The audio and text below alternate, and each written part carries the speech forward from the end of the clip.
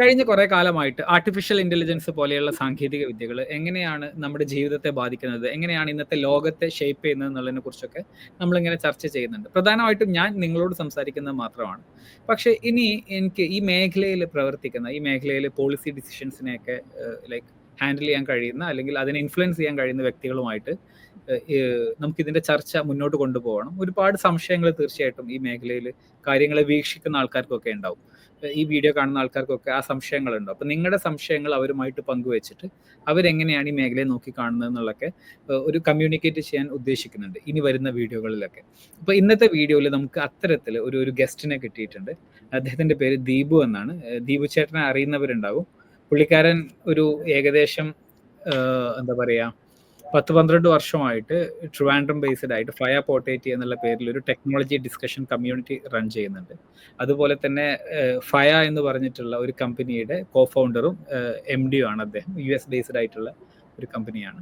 ഇത് കൂടാണ്ട് അദ്ദേഹത്തെ അധിക പേരും അറിയുന്നുണ്ടാവുക, ഈ വീഡിയോ കാണുന്നതിൽ വലിയൊരു ശതമാനം ആൾക്കാരും അറിയുന്നുണ്ടാവുക വിദ്യാർത്ഥികളാണ് എന്നുണ്ടെങ്കിൽ മ്യൂലൺ എന്നുള്ള പേരിൽ ഒരു സ്റ്റുഡൻറ് കമ്മ്യൂണിറ്റി ടെക്നോളജി ഡിസ്കഷനും മറ്റുമൊക്കെ ആയിട്ട് നമ്മുടെ സിലബസിന് പുറത്തേക്കൊക്കെ സഞ്ചരിച്ചിട്ട് എങ്ങനെയാണ് ഇന്ന് ഇൻഡസ്ട്രി പോയിക്കൊണ്ടിരിക്കുന്നത്, ആ മേഖലയിലേക്ക് കേരളത്തിൽ നിന്നൊക്കെയുള്ള നല്ല ഹൈ ക്വാളിറ്റി സ്റ്റാർട്ടപ്പുകൾ, ലോകം അറിയപ്പെടുന്ന സ്റ്റാർട്ടപ്പുകൾ, പൊതുവെ ഇന്ത്യൻ കമ്പനികൾക്ക് വരുന്ന ഒരു ചീത്തപ്പേരാണ് നമ്മൾ ബിൽഡ് ചെയ്യുന്നതെല്ലാം നമ്മൾ ലോക്കലി കൺസ്യൂം ചെയ്യാൻ വേണ്ടിയിട്ടുള്ള സ്റ്റാർട്ടപ്പുകളാണെങ്കിൽ ഒരു ഗ്ലോബൽ സ്റ്റാൻഡേർഡ്സ് മീറ്റ് ചെയ്യുന്ന സ്റ്റാർട്ടപ്പുകൾ ക്രിയേറ്റ് ചെയ്യുക എന്നുള്ള ആശയമായിട്ട് വന്നിട്ടുള്ള മ്യൂലൺ. അപ്പോൾ 50,000-ലധികം വിദ്യാർത്ഥികളുള്ള ഒരു വലിയ കമ്മ്യൂണിറ്റിയാണ്. ഒരുവിധം എല്ലാ ക്യാമ്പസുകളിലും ഇന്ന് മ്യൂലൻ്റെ കമ്മ്യൂണിറ്റി ഉണ്ടാവും. അപ്പോൾ അങ്ങനെ അറിയുന്ന ഒരുപാട് ആൾക്കാരുണ്ടാവും. അത് കൂടാണ്ട് അദ്ദേഹം കേരളത്തിലുള്ള IT കമ്പനികളുടെ ഒരു കൺസോർഷ്യം ഉണ്ട്, GTech എന്നുള്ള പേരിൽ. അപ്പോൾ അതിൻ്റെ ടെക്നോളജി ഫോക്കസ് ഗ്രൂപ്പിന്റെ മെമ്പർ കൂടിയാണ്. അപ്പോൾ ഇന്ന് ദീപു ചേട്ടൻ്റെ കൂടെ ഇരുന്നിട്ട് നമ്മൾ IT ജോലികളുടെ ഫ്യൂച്ചർ എന്താണ്, ഇപ്പോൾ ഇത് ഒരു റീസെന്റ് ലൈറ്റ് ഉണ്ടല്ലോ, നമുക്ക് ഒരു 12,000-ഓളം പേരെ TCS പുറത്താക്കി അല്ലെങ്കിൽ പുറത്താക്കുന്നു എന്നുള്ളതിനെ കുറിച്ചിട്ട് ഒരു വാർത്ത വന്നിട്ടുണ്ടായിരുന്നു. മീഡിയകളൊക്കെ ഒരുപാട് ചർച്ച ചെയ്തിട്ടുണ്ട്. പക്ഷേ അടുത്ത വാർത്തയിലേക്ക് മൂവ് ഓൺ ചെയ്തു. നമ്മുടെ ഒരു കേരളത്തിലെ ഒരു രീതി അതാണല്ലോ, നമുക്ക് പെട്ടെന്ന് ഒരു ജനറൽ സെൻസേഷണൽ ന്യൂസിന്റെ പുറകെ പോകുന്നുണ്ട്. പക്ഷേ AI എന്ന് പറയേണ്ടത് അങ്ങനെ ഒരു ഹൈപ്പ് വന്ന് പിന്നീട് അങ്ങനെ അങ്ങ് ഒഴിഞ്ഞു പോകുന്ന സംഭവമൊന്നുമല്ല.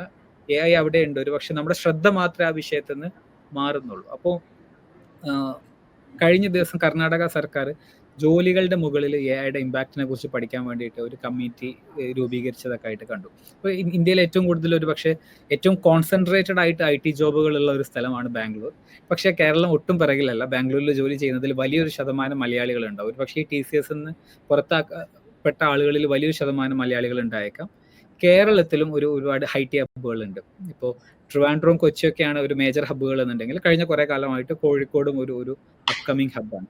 അപ്പോൾ എനിക്ക് ദീപു ചേട്ടനോട് ഇന്ന് ഡിസ്കസ് ചെയ്യാനുള്ള കാര്യങ്ങൾ എന്താണെന്ന് വെച്ചാൽ, പ്രധാനമായിട്ടും ഈ IT ജോലികളുടെ ഭാവി, അതുപോലെ ഓൺ ബിഹാഫ് ഓഫ് അല്ലെങ്കിൽ TCSലെ ജോബ് ലോസിനെ ബേസ് ചെയ്തിട്ടൊക്കെ AI ഇന്ന് ക്രിയേറ്റ് ഇത് ആക്ച്വലി ഒന്നാമത്തേത് ഇത് AI ആണോ കാരണം, ലൈക്ക് AI അല്ല കാരണം എന്ന് പറഞ്ഞിട്ടൊരു സംഭവമുണ്ട്. ഇനി അതല്ല AI ആണെങ്കിൽ ഓക്കെ, എവല്യൂഷൻ ഓഫ് AI എന്തായിരിക്കും ഇതിന്റെ ഫ്യൂച്ചർ, അങ്ങനെ ഇതാണ് ഇന്നത്തെ ചർച്ചയുടെ ഒരു ലെങ്ത്തും ബ്രെഡ്ത്തും ഒക്കെ ഞാൻ ഉദ്ദേശിക്കുന്നത്. അപ്പൊ നമുക്ക് ആദ്യം ഒരു TCSന്റെ ഒരു കേസ് സ്റ്റഡിയിൽ നിന്നുകൊണ്ട് നമുക്ക് ആരംഭിക്കാം. ഉറപ്പായിട്ടും എന്തായാലും ഉമറിന് ഞാൻ ആദ്യമായിട്ട് ഉമറിനെ അപ്രീഷിയേറ്റ് ചെയ്യണം. കാര്യം ഇത്തരം മാറ്റങ്ങളൊക്കെ വളരെ കുറേ കാലമായിട്ട് തന്നെ നമ്മുടെ ആൾക്കാരിലേക്ക് ഏറ്റവും അപ്ഡേറ്റഡ് ആയിട്ട് നന്നായിട്ട് റിസർച്ച് ചെയ്ത് എത്തിക്കാനായിട്ട് ശ്രമിക്കുന്നുണ്ട്. അതും ലേമാൻ പെർസ്പെക്റ്റീവിൽ ആൾക്കാർക്ക് മനസ്സിലാവുന്ന രീതിയിലേക്ക് എത്തിക്കുന്നു എന്ന് പറയുന്നത് വളരെ വലിയൊരു കാര്യമാണ്. ബിക്കോസ് ഇതെല്ലാം അവിടെ നടക്കുന്നു, ഇംഗ്ലീഷിലാണ് അത് കമ്മ്യൂണിക്കേറ്റ് ചെയ്യപ്പെടുന്നത് എന്ന് പറയുന്ന സമയത്ത് പലപ്പോഴും നമുക്ക് അതിനകത്തേക്ക് കണക്ട് ചെയ്യാനോ റിലേറ്റ് ചെയ്യാനോ പറ്റാറില്ല. So I have been following you for A long time. അപ്പോൾ ഉമറിന്റെ ഓരോ അപ്ഡേറ്റും ഞാനും ഇടയ്ക്ക് വെയിറ്റ് ചെയ്യാറുണ്ട്. ചോദ്യം എന്ന് പറയുന്നത് TCSന്റെ ലേ ഓഫ് ആണ് എന്നുള്ളത്. AI ഇവിടെ വന്നിരിക്കുന്ന സ്റ്റേജ് ചെയ്യാനായിട്ട് തന്നെയാണ്. AI നിങ്ങൾക്ക് ഇഷ്ടപ്പെട്ടാലും ഇല്ലെങ്കിലും, നിങ്ങൾ അഡാപ്റ്റ് ചെയ്താലും ഇല്ലെങ്കിലും, AI നമ്മൾ ഇന്ന് ഓപ്പറേറ്റ് ചെയ്യുന്ന പല കാര്യങ്ങളും മൊത്തത്തിൽ ഡിസ്ട്രപ്റ്റ് ചെയ്യുകയല്ല, റീഇൻവെന്റ് ചെയ്യാനായിട്ട് പോകുന്നത്. ഹൗ ഇറ്റ് ഓപ്പറേറ്റ്സ് ടുഡേ അതിനെ റീഇൻവെന്റ് ചെയ്യപ്പെടും. ഈവൻ ഇപ്പൊ ഒരു വെബ് ഡെവലപ്പർ ആയിട്ട് നമ്മൾ ചെയ്യുകയാണെങ്കിൽ, വെബ് ഡെവലപ്പറിനകത്ത് ഇപ്പൊ നമ്മൾ ഒരു യൂസർ ഇന്റർഫേസ് ബിൽഡ് ചെയ്തു എന്ന് പറയുന്ന സമയത്ത് അതിനകത്തൊരു കസ്റ്റമർ സൈറ്റിലേക്ക് വരുന്ന രീതിയിലേക്ക് എങ്ങനെ ചെയ്യണമെന്ന് വിചാരിച്ചിട്ടാണ് നമ്മൾ ചെയ്തുകൊണ്ടിരിക്കുന്നതെങ്കിൽ, ഇനി ആ വെബ്സൈറ്റുകളിലേക്ക് കൂടുതൽ വരാനായിട്ട് പോകുന്നത് ഏജന്റുമാരായിരിക്കും.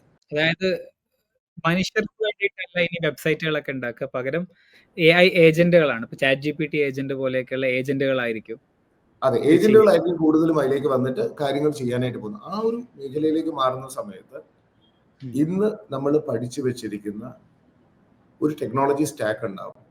ആ സ്റ്റാക്ക് അതേ കോഡ് എഴുതി അത് മുന്നിലോട്ട് പോകാമെന്ന് വിചാരിക്കുന്ന രീതിയിലായിരിക്കില്ല അവിടെ മാറ്റം ഉണ്ടാവുന്നത്. പക്ഷേ അതിന് ഒറ്റയ്ക്ക് എല്ലാ കാര്യവും ചെയ്യുന്ന പറയുന്ന വേൾഡിലേക്ക് നമ്മൾ എത്തിയിട്ടില്ല. അടുത്തൊരു 2-3 വർഷക്കാലത്തേക്ക് കോ പൈലറ്റുകളായിരിക്കും നമ്മളും എയും ഒരുമിച്ച് വർക്ക് ചെയ്ത് പോവുകയായിരിക്കും ചെയ്യുന്നത്. ബട്ട് ദെൻ ഒരു വലിയ ശതമാനം ആളുകളും വിശ്വസിക്കുന്നില്ലേ? അതായത് എഐക്ക് ചെയ്യാൻ കഴിയുന്നതെല്ലാം ഒരു കൈൻഡ് ഓഫ് ഹ്യൂമൻ അസിസ്റ്റന്റ് പോലെ, അതിന്റെ അപ്പുറത്തേക്ക് ഹ്യൂമനെ റീപ്ലേസ് ചെയ്യാൻ കഴിയുന്ന ഒരു സ്റ്റേജിലേക്ക് എത്തില്ല. വാട്ടെവർ ഇപ്പൊ TCSലൊക്കെ ഉണ്ടായിട്ടുള്ളത് കോവിഡ് സമയത്തൊക്കെ ഓവർ ഹയറിങ് ചെയ്തിട്ടുണ്ടായിരുന്ന കുറെ പ്രശ്നങ്ങൾ, സ്ട്രക്ചറൽ പ്രോബ്ലംസ്. അപ്പൊ അവർ അതിനെ ഒരു ലീൻ മാനേജ്മെന്റ് സ്ട്രക്ചർ കൊണ്ടുവരാൻ വേണ്ടിയിട്ട് ചെയ്തതായിരിക്കാം. ലൈക്ക് ബേസിക്കലി ഫാറ്റ് റിമൂവൽ ആണ് ഇപ്പൊ നടക്കുന്നതെന്നുള്ള ഒരു ഒപ്പീനിയൻ ഉണ്ടല്ലോ. ഒരു പോയിന്റ് പറയാനുള്ളത്, തീർച്ചയായിട്ടും AI വന്നത് കാരണം ഉണ്ടാകുന്ന മാറ്റങ്ങൾ കാരണം ഇമീഡിയറ്റ് ആയിട്ട് ഉള്ള ഒരു ഫയറിംഗ് അല്ല, അല്ലെങ്കിൽ ലേ ഓഫ്സ് അല്ല നടക്കുന്നത്. പക്ഷെ അത് നമ്മൾ ഇനി കാണാനിരിക്കുന്നതേ ഉള്ളൂ. ഇപ്പൊ നടക്കുന്നതെന്ന് പറയുന്നത് all companies are preparing to face ആ ഒരു ഡിസ്ട്രക്ഷൻ ഫേസ് ചെയ്യാനായിട്ട് പ്രിപ്പയർ ചെയ്യാണ്. ഈ എഐയുടെ ഇമ്പാക്ട് എല്ലാവരും എക്സ്പെക്ട് ചെയ്യുന്നുണ്ട്. അതിന് മുൻപ് അവർ ലീൻ ആവാൻ ശ്രമിക്കുകയാണ്. അതെ, കാര്യം അവിടെ സർവൈവ് ചെയ്യാം, നിലനിന്ന് മുന്നോട്ട് പോകുക എന്നുള്ളത് ഓരോ കമ്പനീസിന്റെയും ഏറ്റവും പ്രധാനപ്പെട്ട ഒരു നീഡായിട്ട് മാറിയിട്ടുണ്ട്.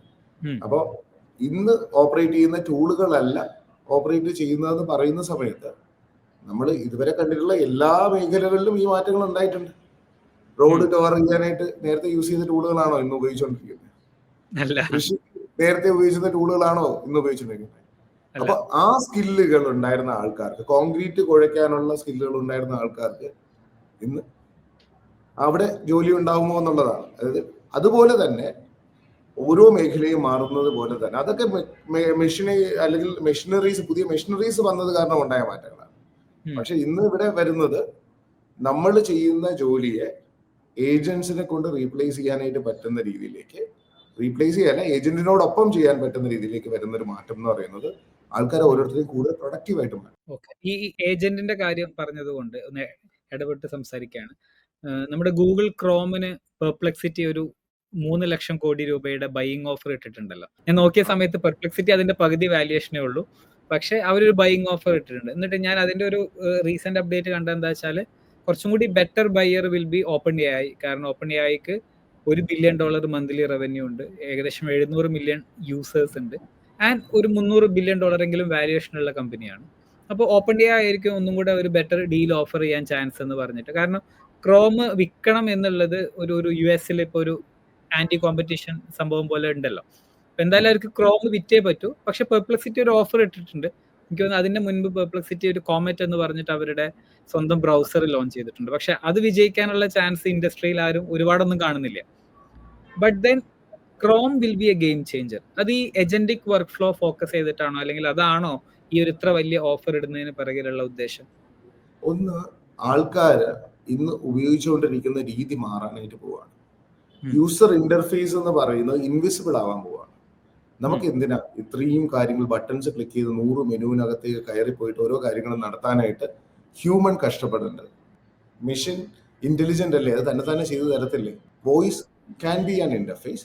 സെക്കൻഡ് വൺ, ഇതിനകത്തുള്ള ഈ കണ്ടന്റ് എല്ലാം റീഡ് ചെയ്യാനായിട്ട് പോകുന്നത് ഇനി കസ്റ്റമേഴ്സിനെക്കാളും കൂടുതൽ ആരായിരിക്കും? ഏജന്റുകളായിരിക്കും. അപ്പൊ ഏജന്റിന് വേണ്ടിയിട്ട് എൻ്റെ വെബ് സ്ലോലി മൂവ് ഓൺ ചെയ്തുകൊണ്ടിരിക്കുകയാണ്, അല്ലെങ്കിൽ അടുത്തതായിട്ട് മാറിക്കൊണ്ടിരിക്കുകയാണ്. LLMs റീഡബിൾ ആയിട്ട് ഓരോ വെബ്സൈറ്റുകളും മാറുക. SEO, search engine optimisation is almost dead. അതായത് നമ്മുടെ സൈറ്റ് നമ്മൾ വരുന്നു, ഗൂഗിളിനകത്ത് പോകുന്നു, സെർച്ച് ചെയ്യുന്നു, അവിടേക്ക് ആദ്യമായിട്ട് കാണുന്നു എന്ന് പറയുന്ന സ്ഥലത്ത് എത്ര പേര് ഇന്ന് പോയിട്ട് ഗൂഗിളിൽ സെർച്ച് ചെയ്യുന്നുണ്ട്? നിങ്ങൾ ഇന്നൊരു പരിധി വരേക്കും ആൾക്കാർക്ക് ലിസ്റ്റ് ഓഫ് വെബ്സൈറ്റുകളല്ല ആവശ്യം, ഡയറക്റ്റ് ആൻസേഴ്സ് ആണ് ആവശ്യം. അത് ഇഷ്ടപ്പെടാൻ തുടങ്ങിക്കഴിഞ്ഞാൽ പിന്നെ അതിന്നുള്ള ഒരു ഷിഫ്റ്റ് വലിയ ബുദ്ധിമുട്ടുമാണ് അല്ലേ? അപ്പൊ നമ്മുടെ സൈറ്റിലേക്ക് വന്നിട്ടാണോ ഇനി ആൾക്കാർ ചെയ്യാനായിട്ട് പോകുന്നത്? ഇപ്പോ ChatGPT ഇപ്പോൾ ഏജന്റിനെ ഇൻട്രൊഡ്യൂസ് ചെയ്യുന്ന സമയത്ത് അത് യൂസ് ചെയ്ത ആൾക്കാർക്ക് അറിയാം, അതിനകത്ത് തന്നെ അവർ ബ്രൗസർ ക്രിയേറ്റ് ചെയ്ത് അതിനകത്താണ് പ്രോഡക്റ്റുകൾ ലോഡ് ചെയ്ത് ചെക്ക്ഔട്ട് ചെയ്തിട്ട് പോകുന്നത്. അതായത് നമ്മുടെ സൈറ്റിലേക്ക് വരാണ്ട് 0 ക്ലിക്കായിട്ട് തന്നെ ഓർഡേഴ്സ് പ്രോസസ് ചെയ്യാനായിട്ട് പറ്റുന്ന രീതിയിലേക്ക് വന്നു. മോഡൽ കോണ്ടെക്സ്റ്റ് പ്രോട്ടോകോൾ MCP എന്ന് പറയുന്ന ഒരു കാര്യം ആൻഡ്രോപ്പിക്ക് കൊണ്ടുവന്നു. ഇന്ന് എല്ലാ ടൂളുകളും അതിലേക്ക് അപ്ഗ്രേഡ് ചെയ്ത് വരികയാണ്. കാര്യം ഏജന്റുകൾക്ക് കമ്മ്യൂണിക്കേറ്റ് ചെയ്യാൻ പറ്റുന്ന രീതിയിലേക്ക് എല്ലാ സിസ്റ്റംസും മാറിക്കൊണ്ടിരിക്കുകയാണ്. ഓക്കെ, ബട്ട് ദെൻ എനിക്ക് അതിലൊരു സംശയമുണ്ട്. ഈ എജന്റിക് ഇറ വരുന്നതോടുകൂടി IT ജോലിയിൽ വലിയ ഷിഫ്റ്റ് ഉണ്ടാകും എന്നാണോ പറയുന്നത്? അല്ലെങ്കിൽ IT ജോലിയുടെ ഒരു ലൈക്ക് എനിക്ക് തോന്നുന്നു ദീപു ചേട്ടൻ ആ ഭാഗത്ത് ഒരു ക്ലാരിറ്റി കൊടുത്താൽ നന്നായിരിക്കും. അതായത് ഇന്ത്യയിൽ നടക്കുന്ന മേജർ IT ജോലികളുടെ സ്വഭാവം എന്താണ്? അവിടെ ഈസ് ഇറ്റ് ലൈക്ക് AI-ക്ക് നേരിട്ട് വന്നിട്ട് ഒരു ബോംബ് പൊട്ടിക്കാൻ പറ്റുന്ന രീതിയിലാണോ ആ ഇൻഡസ്ട്രി കിടക്കുന്നത്? ഈ IT എന്ന് പറയുന്ന ഒരു ബൂം ഉണ്ടായപ്പോൾ ഏറ്റവും കൂടുതൽ അത് പ്രയോജനപ്പെടുത്തിയത് ഇന്ത്യൻ കമ്പനീസ് ആണെന്ന് വേണമെങ്കിൽ പറയാം. നമ്മളുടെ ഇപ്പോൾ ഇൻഫോസിസും TCSും ഇതുപോലുള്ള കമ്പനീസ് വളരെ വേഗത്തിൽ ചീപ്പായിട്ട് നമുക്ക് ആൾക്കാരെ റിസോഴ്സിനെ അവൈലബിൾ ആക്കാനായിട്ട് പറ്റുമെന്ന് പറഞ്ഞിട്ട് തുടങ്ങുന്നതാണ് നമ്മുടെ ഇന്ത്യൻ IT വിപ്ലവം എന്ന് പറയുന്നത്. 90s ഒക്കെ തൊട്ടിട്ട് നൂറുകണക്കിന് ആൾക്കാരെ ഹയർ ചെയ്ത് അവരെ കൂടുതൽ കമ്പനീസ് അമേരിക്കയിലോ അല്ല മറ്റു രാജ്യങ്ങളിലുള്ള ആൾക്കാര് ലോ കോസ്റ്റിൽ കാര്യങ്ങൾ ചെയ്യാൻ വേണ്ടിയിട്ട് ഇന്ത്യയിലേക്ക് ഔട്ട്സോഴ്സിംഗ് എന്ന് പറയുന്ന ഒരു കാര്യം ഉണ്ടായിരുന്നു. അപ്പോൾ 4000 മണിക്കൂർ 10,000 മണിക്കൂർ 50,000 മണിക്കൂർ എസ്റ്റിമേറ്റ് കൊടുത്ത് അതിനകത്തേക്ക് റിസോഴ്സിനെ അലക്കേറ്റ് ചെയ്ത് അവരെന്ത് ചെയ്യുന്നു, ആ പറയുന്ന ഓരോ പ്രോജക്റ്റുകൾ ചെയ്തു തീർക്കുന്നു. എന്നിട്ട് ടൈം ബ്ലോക്കിംഗ് മെഷീൻസ് ആയിട്ട് ആൾക്കാർ അവിടെ ബേസിക്കലി അത് ഡോളർ എക്സ്ചേഞ്ച് വാല്യൂ നോക്കുമ്പോൾ നമുക്ക് ഒരുപാട് ചീപ്പായിട്ട് ലേബർ കിട്ടും, ചീപ്പായിട്ട് ലേബേഴ്സ് കൊടുക്കാനായിട്ട് പറ്റുന്നുണ്ട്. അപ്പൊ ആ ഒരു രീതിയിലായിരുന്നു നമ്മൾ ഇതുവരെ വന്നിട്ടുണ്ടായിരുന്നത്. ഇന്നത്തെ എയുടെ വേൾഡ് കൊണ്ടുപോകുന്നത് പറയുന്നത് അത്രയും വലിയ പ്രോജക്റ്റുകൾ എന്ന് പറയുന്നത് ചെയ്യാനായിട്ട് അത്രയും സമയം ആവശ്യമില്ല. അതായത് AI കോഡ് എഴുതും, വലിപ്പം കുറയുകയാണ്. നമുക്ക് 6 മാസം കൊണ്ട് ചെയ്യേണ്ട കാര്യങ്ങൾ ചിലപ്പോൾ 2 ആഴ്ച കൊണ്ട് ചെയ്യാൻ കഴിയുമെന്ന് പറയുന്ന രീതിയിലേക്ക് ലോകം മാറുകയാണ്. സോ ഇത്തരം സ്ഥലങ്ങളിൽ പുതിയ രീതിയിലുള്ള ഓപ്പർച്യൂണിറ്റീസ് അവിടെ ഉണ്ടാവും എന്നുള്ളത് വാസ്തവമാണ്. ആ ഓപ്പർച്യൂണിറ്റീസ് അഡാപ്റ്റ് ചെയ്യണമെങ്കിൽ, കമ്പനീസ് അഡാപ്റ്റ് ചെയ്ത് വരണമെങ്കിൽ അത് പണി ചെയ്യാനായിട്ട് ഉതകുന്ന തരത്തിലുള്ള ആൾക്കാരായിട്ട് ഒന്നുകിൽ അപ്സ്കിൽഡ് ചെയ്യണം, അല്ലെങ്കിൽ റീസ്കിൽഡ് ചെയ്യപ്പെടണം നമ്മുടെ എംപ്ലോയീസ്, അല്ലെങ്കിൽ അടുത്ത തലമുറയിലെ കുട്ടികളെ കൊണ്ടുവന്ന് പഠിപ്പിച്ചു കൊടുക്കണം, അല്ലേ? ഞാൻ ഈ IT കമ്പനിയിൽ വർക്ക് ചെയ്യുന്ന കുറച്ച് സുഹൃത്തുക്കളെ പരിചയമുള്ളതുകൊണ്ട് ഇവർ മിക്കപ്പോഴും ഒരു ഒറ്റ ടാസ്കിൽ ഭയങ്കര സ്പെഷ്യലൈസ്ഡ് ആയിരിക്കും, അല്ലെങ്കിൽ അത് മാത്രം നിരന്തരം ചെയ്തിട്ട് അതിൽ ഭയങ്കര പ്രോ ആയിരിക്കും. ഈ ആൾക്കാർ ശരിക്കും ഒരു സൂവിലൊക്കെ കിടക്കുന്ന ഒരു അനിമലിന്റെ എഫക്റ്റ് ഉണ്ട്. അതെന്ന് വെച്ചാൽ ഇവർക്ക് കറക്റ്റ് ഫീഡിങ് കിട്ടുന്നുണ്ട്, ഇവർക്ക് ജോബ് അത്രേ ഉള്ളൂ, വരുന്ന ആൾക്കാരെ എന്റർടൈൻ ചെയ്യാൻ പോവുക, ഒറ്റ ടാസ്ക് ആണ്. അതായത് ഒരു നോർമലി ഒരുപാട് ക്രിയേറ്റീവ് ബ്രെയിൻ ഒന്നും യൂസ് ചെയ്യേണ്ട ആവശ്യം പല ആൾക്കാർക്കും വരാറില്ല. ഇപ്പൊ പേര് IT എഞ്ചിനീയർ ആയിരിക്കും, പക്ഷെ ഗൂഗിൾ ഡോക്സ് മാനേജ് ചെയ്യുന്ന പണിയുള്ള ഒരുപാട് ആൾക്കാരെയൊക്കെ ഞാൻ കേട്ടിട്ടുണ്ട്. അപ്പോ what will be their future, like ആ മേഖലയിൽ എന്തായിരിക്കും ഇതിന്റെ ഒരു കാരണം? എന്താ വെച്ചാൽ വൺസ് ഇപ്പൊ ഈ AI, ഇപ്പൊ ഞാൻ ക്ലോഡിന്റെ കാര്യം കൂടെ ഒന്ന് സൂചിപ്പിച്ചിട്ട് ദീപു ചേട്ടന്റെ മറുപടി കേൾക്കണം. അതായത് വളരെ കുറച്ച് യൂസർ ബേസ് വെച്ചിട്ട് ChatGPT-യുടെ ഒരു ലൈക്ക് 1% യൂസർ ബേസ് ഒക്കെ വെച്ചിട്ട് ക്ലോഡിന് അതിന്റെ ഒരു ഹാഫ് വാല്യുവേഷൻ എങ്കിലും ഉണ്ട്. ഇപ്പൊ 300 ബില്യൺ ആണ് ChatGPT-യുടെ വാല്യുവേഷൻ എന്നുണ്ടെങ്കിൽ ക്ലോഡിന് ഒരു 170-180 ബില്യൺ ഒക്കെ വാല്യുവേഷൻ കണ്ടു. അപ്പോൾ അത് ബേസിക്കലി കോഡിങ്ങിൽ എംഫസൈസ് ചെയ്തതാണ് എന്നുള്ളതും അതിന്റെ ഒരു റീസൺ കണ്ടു. അപ്പൊ ഇത് ശരിക്കും ഈ പറഞ്ഞ, അതായത് സൂവില് കിടക്കുന്ന ആൾക്കാരുടെ ജോലി കൊണ്ടുപോവാണല്ലോ. അതായത് അവിടെ എന്തായിരിക്കും, വാട്ട് വിൽ ബി ലൈക്ക്, സൂ ക്ലോസ് ചെയ്യാൻ പോവാണ്, അങ്ങനെയാണെന്നുണ്ടെങ്കിൽ എന്തായിരിക്കും അവരുടെ ഫ്യൂച്ചർ? ഒന്ന്, റെപ്പറ്റീഷൻ ആയിട്ട് നിങ്ങൾ ചെയ്തുകൊണ്ടിരിക്കുന്ന കാര്യങ്ങൾക്ക് ശമ്പളം തന്നുകൊണ്ടിരിക്കുന്ന, ഫീഡ് ചെയ്തുകൊണ്ടിരിക്കുന്ന വേൾഡ് ആയിരുന്നു. റെപ്പറ്റീറ്റീവ് ആയിട്ട് ചെയ്യാൻ പറ്റുന്ന എന്ത് കാര്യങ്ങളും ഞാൻ ചെയ്തോളാന്ന് പറഞ്ഞിട്ട് ആര് വരുന്നുണ്ട്? AI വരുന്നുണ്ട്, അല്ലെങ്കിൽ ഏജന്റുകൾ വരുന്നുണ്ട്. അപ്പൊ സ്കില്ലിംഗ് എന്ന് പറയുന്നത് ഇനി no more repetition and knowledge is no more static. അപ്പൊ ഇത് മാറിക്കൊണ്ടിരിക്കുകയാണ്. അപ്പൊ നമ്മൾ മനസ്സിലാക്കേണ്ടത്, നിങ്ങൾ ഓരോ ആൾക്കാർക്കും, ഇപ്പൊ IT ഇൻഡസ്ട്രിയുള്ള ആൾക്കാരോട് എനിക്ക് പറയേണ്ടത്, നിങ്ങൾ ഓരോ ആൾക്കാർക്കും മച്ച് പവർഫുൾ ആയിരുന്നു, ഒരുപാട് കാര്യങ്ങൾ ചെയ്യാനായിട്ട് പൊട്ടൻഷ്യൽ കാര്യങ്ങൾ ഉണ്ടായിരുന്ന ആൾക്കാർ ശരിക്കും ഒരു റെപ്പറ്റേറ്റീവ് ടാസ്ക് ചെയ്തൊരു കംഫർട്ട് സോണിൽ ഇരിക്കുകയാണ്. ആ കംഫർട്ട് സോണിലേക്ക് കുറെ കാലം ഇങ്ങനെ വരുന്ന സമയത്ത്, ഇതിപ്പോ നേരത്തെ പറയുന്ന പോലെ തന്നെ ഇപ്പം സർക്കസ് കമ്പനിയുടെ കാര്യം അല്ലെങ്കിൽ സൂവിന്റെ കാര്യം പറഞ്ഞു. സർക്കസ് കമ്പനി ഉദാഹരണമായിട്ട് എടുക്കും. സർക്കസ് കമ്പനിയിൽ ആനയും പുലിയും കരടിയും എല്ലാം ഉണ്ട്. ഇതെല്ലാം പക്ഷെ ചെയ്യണ പണി എന്താ? സൈക്കിള് വിടുക, പന്ത് തട്ടി കളിക്കുക. But that is fine. അവരുടെ നാച്ചുറൽ എബിലിറ്റികളൊന്നും ഉപയോഗിക്കുന്നില്ല. പക്ഷെ അത് സന്തോഷമായിരുന്നു അവർക്ക്. കാര്യം അതിന് കൃത്യസമയത്ത് ഭക്ഷണം കിട്ടുന്നുണ്ടായിരുന്നു, അല്ലേ? ആൾക്കാരെ ആവശ്യം വരുന്നില്ല, സെർച്ച് ചെയ്യേണ്ട ആവശ്യം വരുന്നില്ല. അതേ സമയത്ത് മാനേജ്മെന്റും ഹാപ്പിയാണ്. കാര്യം എന്താ? ആൾക്കാർ വരുന്നു, കൈയടിക്കുന്നു, പൈസ തരുന്നുണ്ട്, മാനേജ്മെന്റിനും പൈസ കിട്ടുന്നുണ്ട്. വളരെ മനോഹരമായിട്ടുള്ള ഒരു സർക്കസ് കമ്പനി ഇവിടെ നടക്കുന്നുണ്ടായിരുന്നു.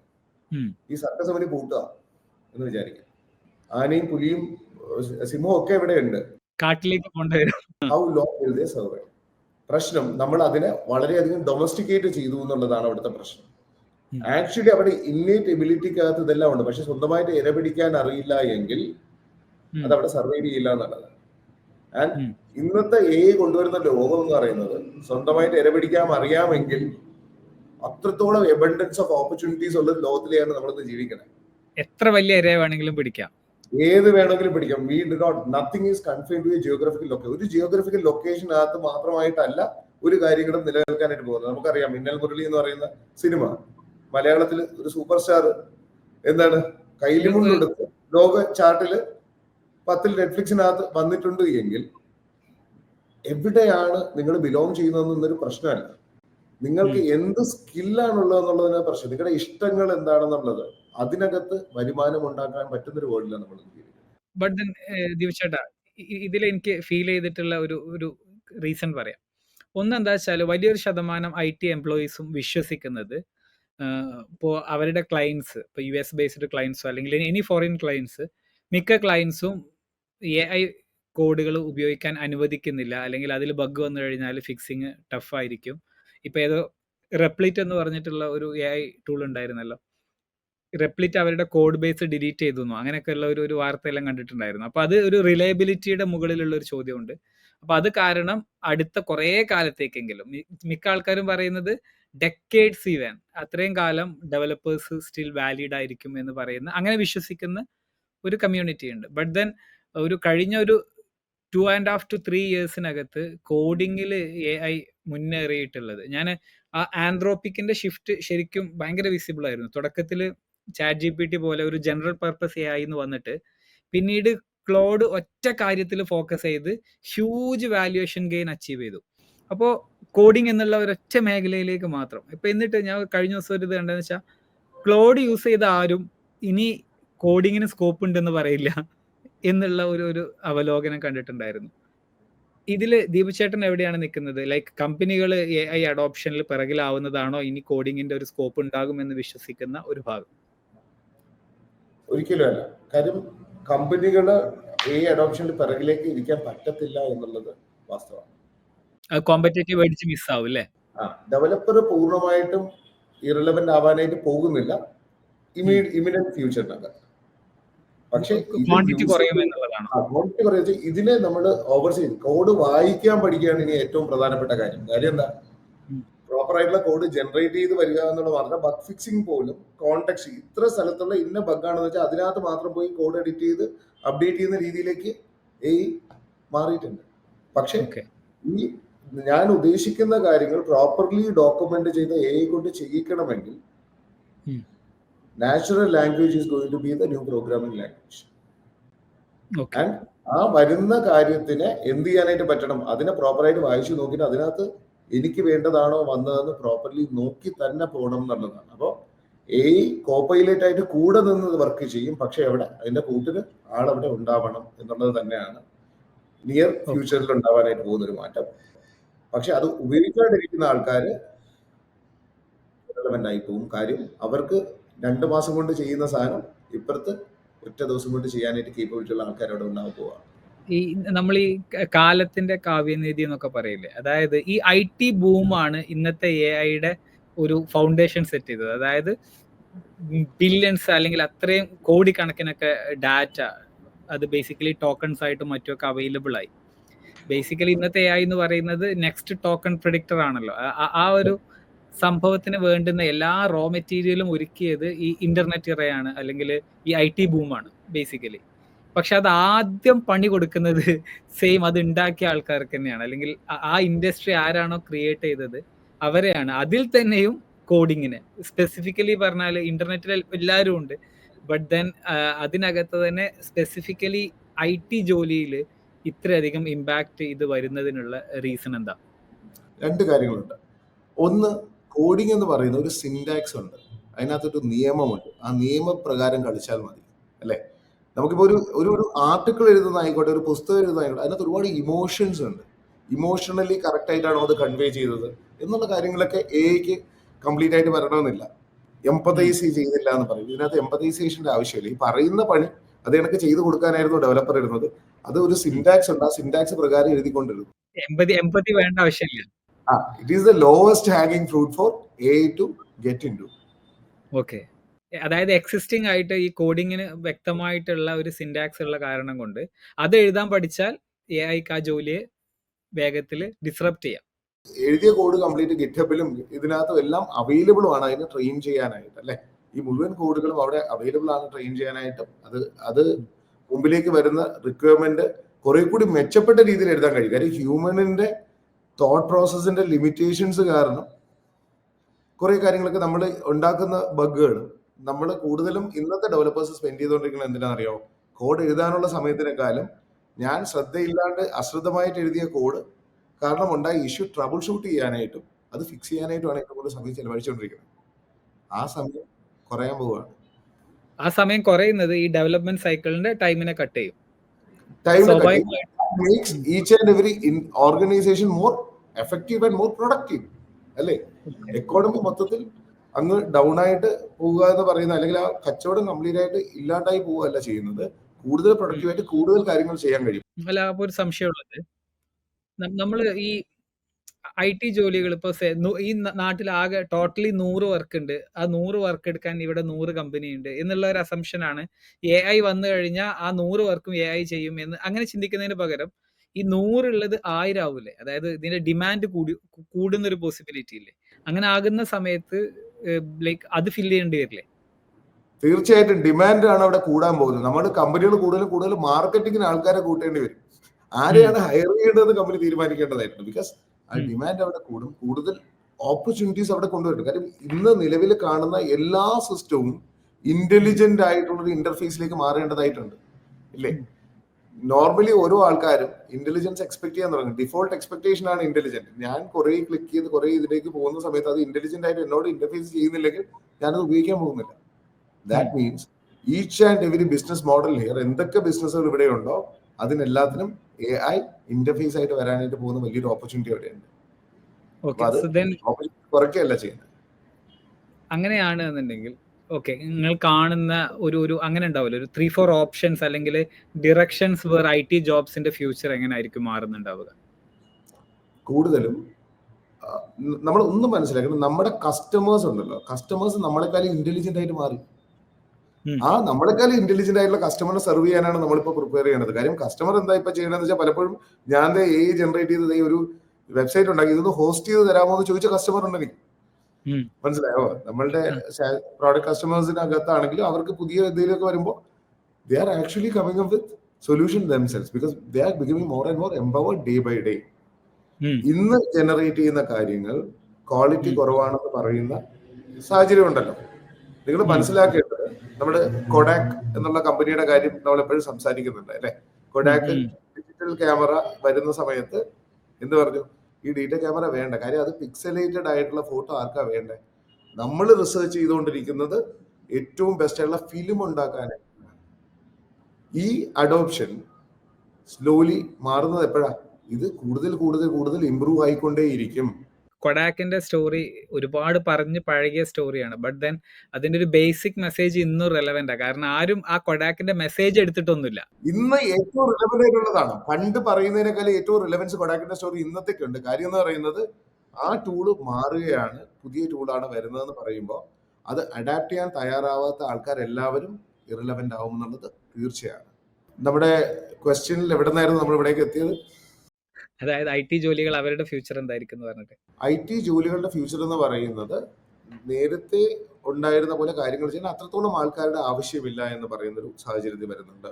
മിഡിൽ ലെയേഴ്സ് ആയിട്ടുള്ള ആൾക്കാർക്ക് എൻട്രി ലെവൽ കാര്യങ്ങളെല്ലാം അവർക്ക് തന്നെ അസിസ്റ്റീവ് ആയിട്ട് AI യൂസ് ചെയ്ത് ചെയ്യാനായിട്ട് കഴിയുന്ന സമയത്ത് ഒരു പിരമിഡ് സ്ട്രക്ചറിൽ നിന്നും മാറാനായിട്ട് പോവാണ്. അതായത് മിഡിൽ ലെയർ കൂടുതലും, താഴത്തെ ലെയറിൽ കുറച്ച് ആൾക്കാർ മതി അവിടെ.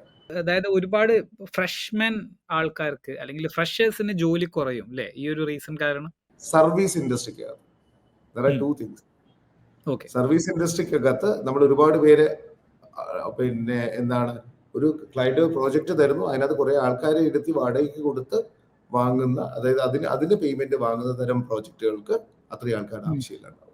കാര്യം നിലവിലൊരു രീതി എങ്ങനെയാണ്, നമ്മൾ ആയിരക്കണക്കിന് ആൾക്കാരെ ഒരു ഫാം പോലെ തന്നെയാണ്. കുട്ടികളെ എങ്ങനെ കൊണ്ടുവരുന്നു, അവർക്ക് വേണ്ട സാധനം ട്രെയിൻ ചെയ്യിക്കുന്നു, ആ സ്കില്ലുള്ള കാര്യത്തിനകത്ത് ഡിപ്ലോയ് ചെയ്യുന്നു, അവരൊരു പീസ് വർക്ക്, അത് റെപ്പറ്റേറ്റീവ് ആയിട്ട് അത് തന്നെ ചെയ്തുകൊണ്ടിരിക്കുകയാണ്. അത്തരം ജോലികൾ അവിടെ കുറയാനായിട്ട് പോകാം. പക്ഷെ ഇതിന്റെ ഒരു ട്രജക്ടറി എന്താ വെച്ചാല് ഫ്രഷ്മെൻ കേറുന്നില്ല. അപ്പോ ഇത് ഈ ഫ്രഷ് ആൾക്കാരാണല്ലോ പിന്നീട് ഒരു സീനിയോറിറ്റി അല്ലെങ്കിൽ അതിലേക്കൊക്കെ വരിക. അപ്പൊ ഈ ലെയർ കട്ട് ചെയ്ത് കഴിഞ്ഞാൽ ഒരു സ്റ്റേജ് കഴിഞ്ഞാൽ സേ അനദർ 5 years 10 years കഴിഞ്ഞാൽ ഈ മിഡിൽ മെൻ ലെയർ എടുക്കാനുള്ള ആൾ ഉണ്ടാവില്ലല്ലോ. അതിനകത്ത് ഒരു പോയിന്റ് കൂടി പറയാനുണ്ട്. ഈ മിഡിൽ ലെയർ നമ്മളിപ്പോ പറയുന്ന ആൾക്കാരുണ്ടല്ലോ, ഇന്ന് നിലവിൽ മിഡിൽ ലെയറിൽ ഇരിക്കുന്ന ആൾക്കാർ അവിടെ നിലനിൽക്കും എന്നുള്ളത് സംശയമാണ്. അവരിത് അഡാപ്റ്റ് ചെയ്തില്ല എങ്കിൽ അവര് പഠിച്ചു വെച്ചിരിക്കുന്ന കാര്യങ്ങളല്ലല്ലോ ഇവിടെ ആവശ്യമുള്ളത്. അപ്പൊ ഫ്രഷ് ആയിട്ടുള്ള കൂടുതൽ ഓപ്പർച്യൂണിറ്റീസ് തന്നെ ആയിരിക്കും അവിടെ വരുന്നത്. Learning is going to be part of job. ജോലിയുടെ ഭാഗമാണ് പഠനം. അതിനെ വേഗത്തിൽ പഠിച്ച് അത് അഡാപ്റ്റ് ചെയ്യാനായിട്ട് കേപ്പബിലിറ്റി ഉള്ള ആൾക്കാർ അവിടെ സർവൈവ് ചെയ്യും. അവര് ഈ ടൂളുകളോടുകൂടി നേരത്തെ ചെയ്തതിന്റെ മച്ച് പ്രൊഡക്റ്റീവ് ആയിട്ടുള്ള ഔട്ട്കം കൊടുക്കാനായിട്ട് കമ്പനിക്ക് സാധിക്കും. അത്തരം ആൾക്കാർക്ക് കൂടുതൽ അവസരങ്ങൾ ഉണ്ടാവുന്നതാണ്. കമ്പനീസിന്റെ ഏറ്റവും വലിയ ചലഞ്ച് എന്താണെന്നറിയോ? ഈ മാറ്റങ്ങൾ മൊത്തം എന്റെ എക്സിസ്റ്റിംഗ് മുഴുവൻ എംപ്ലോയീസിനെ പഠിച്ച് അപ്സ്കിൽ ചെയ്യുന്നതാണോ, അല്ലെ പുതിയ ആൾക്കാരെ കൊണ്ടുവന്ന് പഠിപ്പിച്ചു കൊടുക്കുന്നതാണോ എന്നുള്ളതാണ് ഒന്ന്. രണ്ടാമത്തെ പ്രശ്നം എന്താണെന്നറിയോ? പുതിയ ആൾക്കാരെ കൊണ്ടുവന്ന ഇത് ആര് പഠിപ്പിച്ചു കൊടുക്കുന്നുള്ളതാണ്. 10 വർഷം LLM എക്സ്പീരിയൻസ് ഉള്ള ആരും ഈ കമ്പനിക്കകത്തുണ്ടോ? നമ്മുടെ നാട്ടിലില്ല, കമ്പനിയിലില്ല, നാട്ടിലും ഇല്ല. തന്നെത്താനെ പഠിക്കാനായിട്ടുള്ള കേപ്പബിലിറ്റി, ഞാൻ നേരത്തെ പറഞ്ഞു, പഠിക്കാനുള്ള കേപ്പബിലിറ്റി എന്ന് പറയുന്ന സാധനം ഏറ്റവും നീഡഡ് ആയിട്ടുള്ള ഒരു വേൾഡിലേക്കാണ് നമ്മൾ പോകാനായിട്ട്. അതായത് സ്വന്തമായിട്ട് പഠിക്കാനും അപ്ഡേറ്റ് ആവാനും ഉള്ള ഒരു ശേഷി, അതായത് സ്വന്തമായിട്ട് പഠിക്കാനായിട്ടുള്ള കേപ്പബിലിറ്റി ഉണ്ടാകുക എന്നുള്ളതും ആ പഠിച്ച കാരണം വെച്ചിട്ട് മുമ്പിലേക്ക് അങ്ങ് ജീവിച്ചു പോകാമെന്ന് ചിന്തിക്കുന്ന മൈൻഡ് സെറ്റിൽ നിന്ന് മാറ്റം ഉണ്ടാകും വേണം. കാര്യം നാളെയും മറ്റന്നാളും പുതിയ കാര്യങ്ങൾ വരുന്ന സമയത്ത് you have to start adapting the change. അപ്പൊ ആ മൈൻഡ് സെറ്റിലാണ് വ്യത്യാസം അവിടെ ഉണ്ടാവേണ്ടത് ആൾക്കാർക്ക്.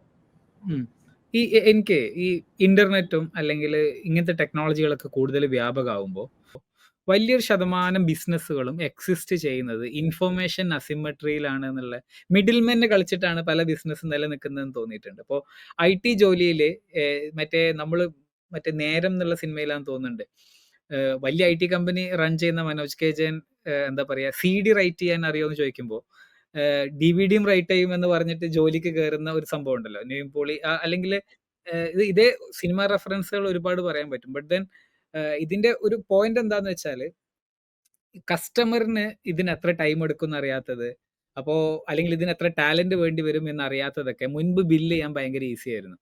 അതൊരു ഇൻഫർമേഷൻ അസിമെട്രി ആണല്ലോ.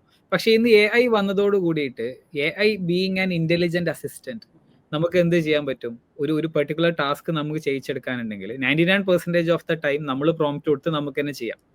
ഇപ്പോൾ എൻ്റെ വെബ്സൈറ്റ് എനിക്ക് ക്രിയേറ്റ് ചെയ്യണം, ഓക്കെ, അനദർ 10-15 മിനിറ്റ്സിൽ ഞാൻ എന്നെ നന്നായിട്ട് എക്സ്പ്ലെയിൻ ചെയ്യാൻ എനിക്ക് അറിയാമെന്നുണ്ടെങ്കിൽ വെരി ഡീറ്റെയിൽഡ് എൻ്റെ വെബ്സൈറ്റ് അവിടെ ഉണ്ടാകും.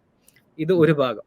ഇത് മുൻപ് ഞാൻ ചെയ്യണമെന്നുണ്ടെങ്കിൽ ഞാനൊരു 1 month 2 month ടൈമും അതിന് വേണ്ടുന്ന ബജറ്റും കൊടുക്കണം. അവരെന്നോട് കുറേ ടെക്നിക്കൽ ടേംസ് പറയും, മിക്കതും എനിക്ക് അറിയുന്നുണ്ടാവില്ല. അപ്പോൾ ഇതിനൊക്കെ ഇത്ര പൈസ ആവുമെന്ന് ചോദിച്ചു കഴിഞ്ഞാൽ അവർ വളരെ കോൺഫിഡൻ്റ് ആയിട്ട് എന്നോട് പറയാണ് ഇതിനൊക്കെ അത്ര വരും എന്ന് പറഞ്ഞാൽ ഞാൻ അംഗീകരിക്കാൻ നിവൃത്തി ഉണ്ടായിരുന്നുള്ളൂ. ബട്ട് ദെൻ ആ ഇൻഫർമേഷൻ അസിമെട്രി കട്ട് ചെയ്യുമ്പോൾ ഇതൊരു fundamental way of we doing business അതിന് ആൾട്ടർ ചെയ്യൂലേ?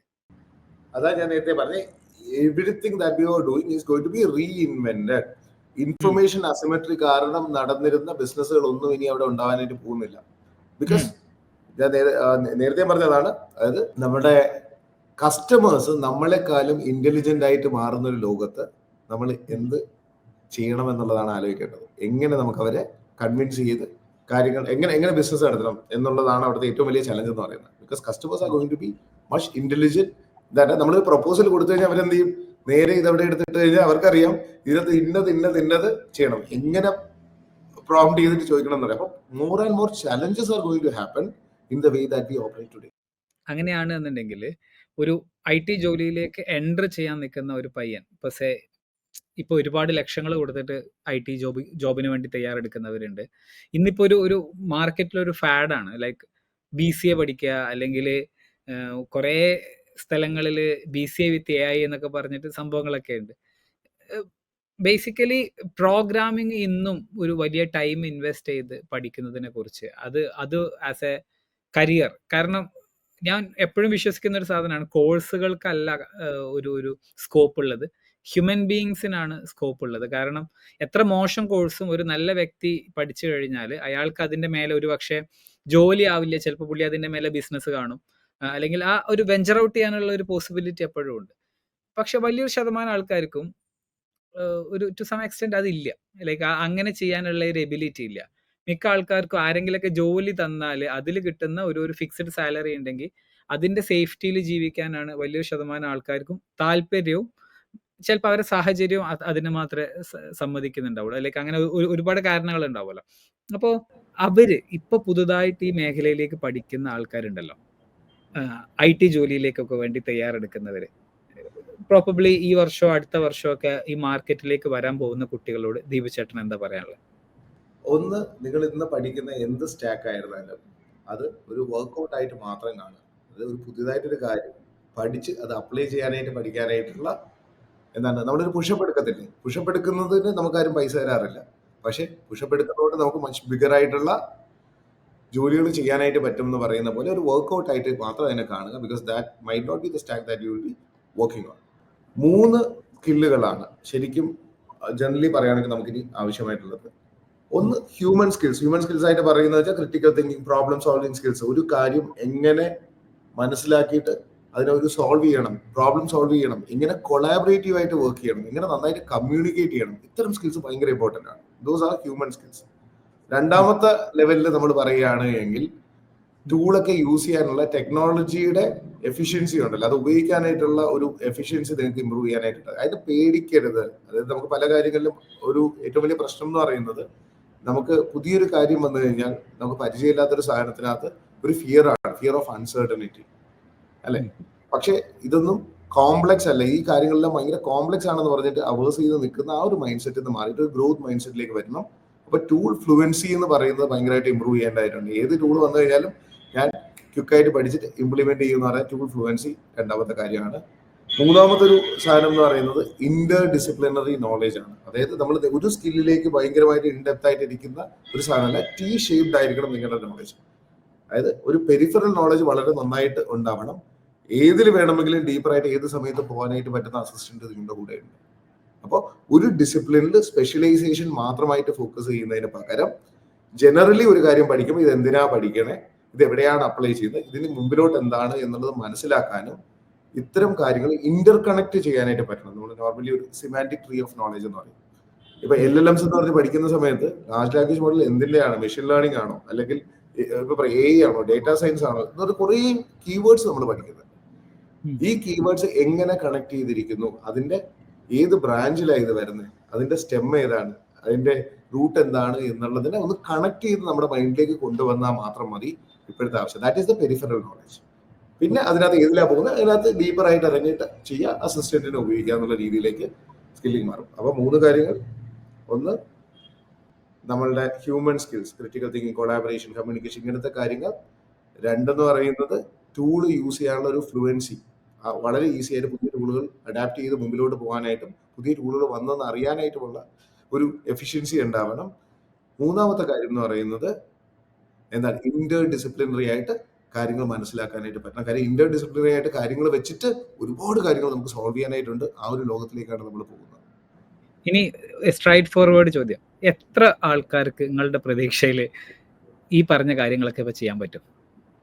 കാരണം ഞാൻ പരിചയപ്പെട്ടിട്ടുള്ള വലിയൊരു ശതമാനം കുട്ടികൾ ഭയങ്കര പേടിച്ചിട്ടുള്ള, അതായത് AI എന്ന് കേൾക്കുന്ന സമയത്ത് അവര് എനിക്കിനി ചെയ്യാൻ ജോലി ഉണ്ടാവില്ലേ, എൻ്റെ കരിയർ എന്താകും എന്ന് ചിന്തിക്കുന്ന ഒരു മൈക്രോസ്കോപ്പിക് മൈനോറിറ്റി ഞാൻ അവരെയും കാണുന്നുണ്ട് കേട്ടോ. അതായത് അവർ ഭയങ്കര ഇപ്പോ ഭയങ്കര എക്സ്പെരിമെന്റിങ് ആണ്, ഒരുപാട് കാര്യങ്ങൾ അവർ ട്രൈ ഔട്ട് ചെയ്തുകൊണ്ട് നിൽക്കുന്നുണ്ട്, ഭയങ്കര സ്റ്റെപ്പ് അപ്പ് ചെയ്ത് മൂവ് ചെയ്യുന്ന ഒരു കമ്മ്യൂണിറ്റി ഉണ്ട്. പക്ഷെ വലിയൊരു ശതമാനം ആൾക്കാരും പേടിച്ചിട്ടാണുള്ളത്. അപ്പോൾ ദീപു ചേട്ടൻ റിയലിസ്റ്റിക് ആയിട്ട് എത്ര ആൾക്കാർ ഈ പറഞ്ഞ രീതിയിൽ ഈ പറഞ്ഞ 3 പ്രിൻസിപ്പിൾസ് ഒക്കെ അവരുടെ കരിയറിൽ അപ്ലൈ ചെയ്യുമെന്ന് വിശ്വസിക്കുന്നുണ്ട്, അല്ലെങ്കിൽ അവരെ തടയുന്ന കാര്യം എന്താണ്? അവരെ തടയുന്നത് ഇന്നത്തെ സൊസൈറ്റിയാണ് ഒരു കാര്യം. 2, നമ്മുടെ ഒരു വിദ്യാഭ്യാസ സമ്പ്രദായം നമ്മൾ ഇന്ന് തുടർന്നുണ്ട്, ഒരുപാട് വർഷങ്ങളായിട്ട് തുടർന്നൊരു രീതിയുണ്ട്. ആ രീതിയുടെ നീഡ് ചേഞ്ച് ആയി എന്നുള്ളതാണ്. All these things are functioning exactly what it was designed for. അത് എന്തിനു വേണ്ടി ഡിസൈൻ ചെയ്തു അത് അതേ കണക്ക് തന്നെ വർക്ക് ചെയ്യുന്നുണ്ട്. അതിനകത്ത് സർട്ടിഫിക്കറ്റ് കൊടുക്കുന്നുണ്ട്, പരീക്ഷ എഴുതിക്കുന്നുണ്ട്, ക്ലാസ് നടക്കുന്നുണ്ട്, എല്ലാം അതേ കണക്ക് തന്നെയാണ്. പക്ഷെ നീഡ് ചേഞ്ച്ഡ്. നമ്മുടെ പണ്ടത്തെ 3310 മൊബൈൽ ഫോൺ ഉണ്ട്, അതിനകത്ത് കോൾ വരും, SMS അയക്കാൻ പറ്റും. അതിനകത്ത് ഇൻസ്റ്റാഗ്രാമും സ്നാപ്ചാറ്റും ചാറ്റ് GPT ഒക്കെ വരണമെന്ന് വെച്ചാൽ നടക്കില്ല.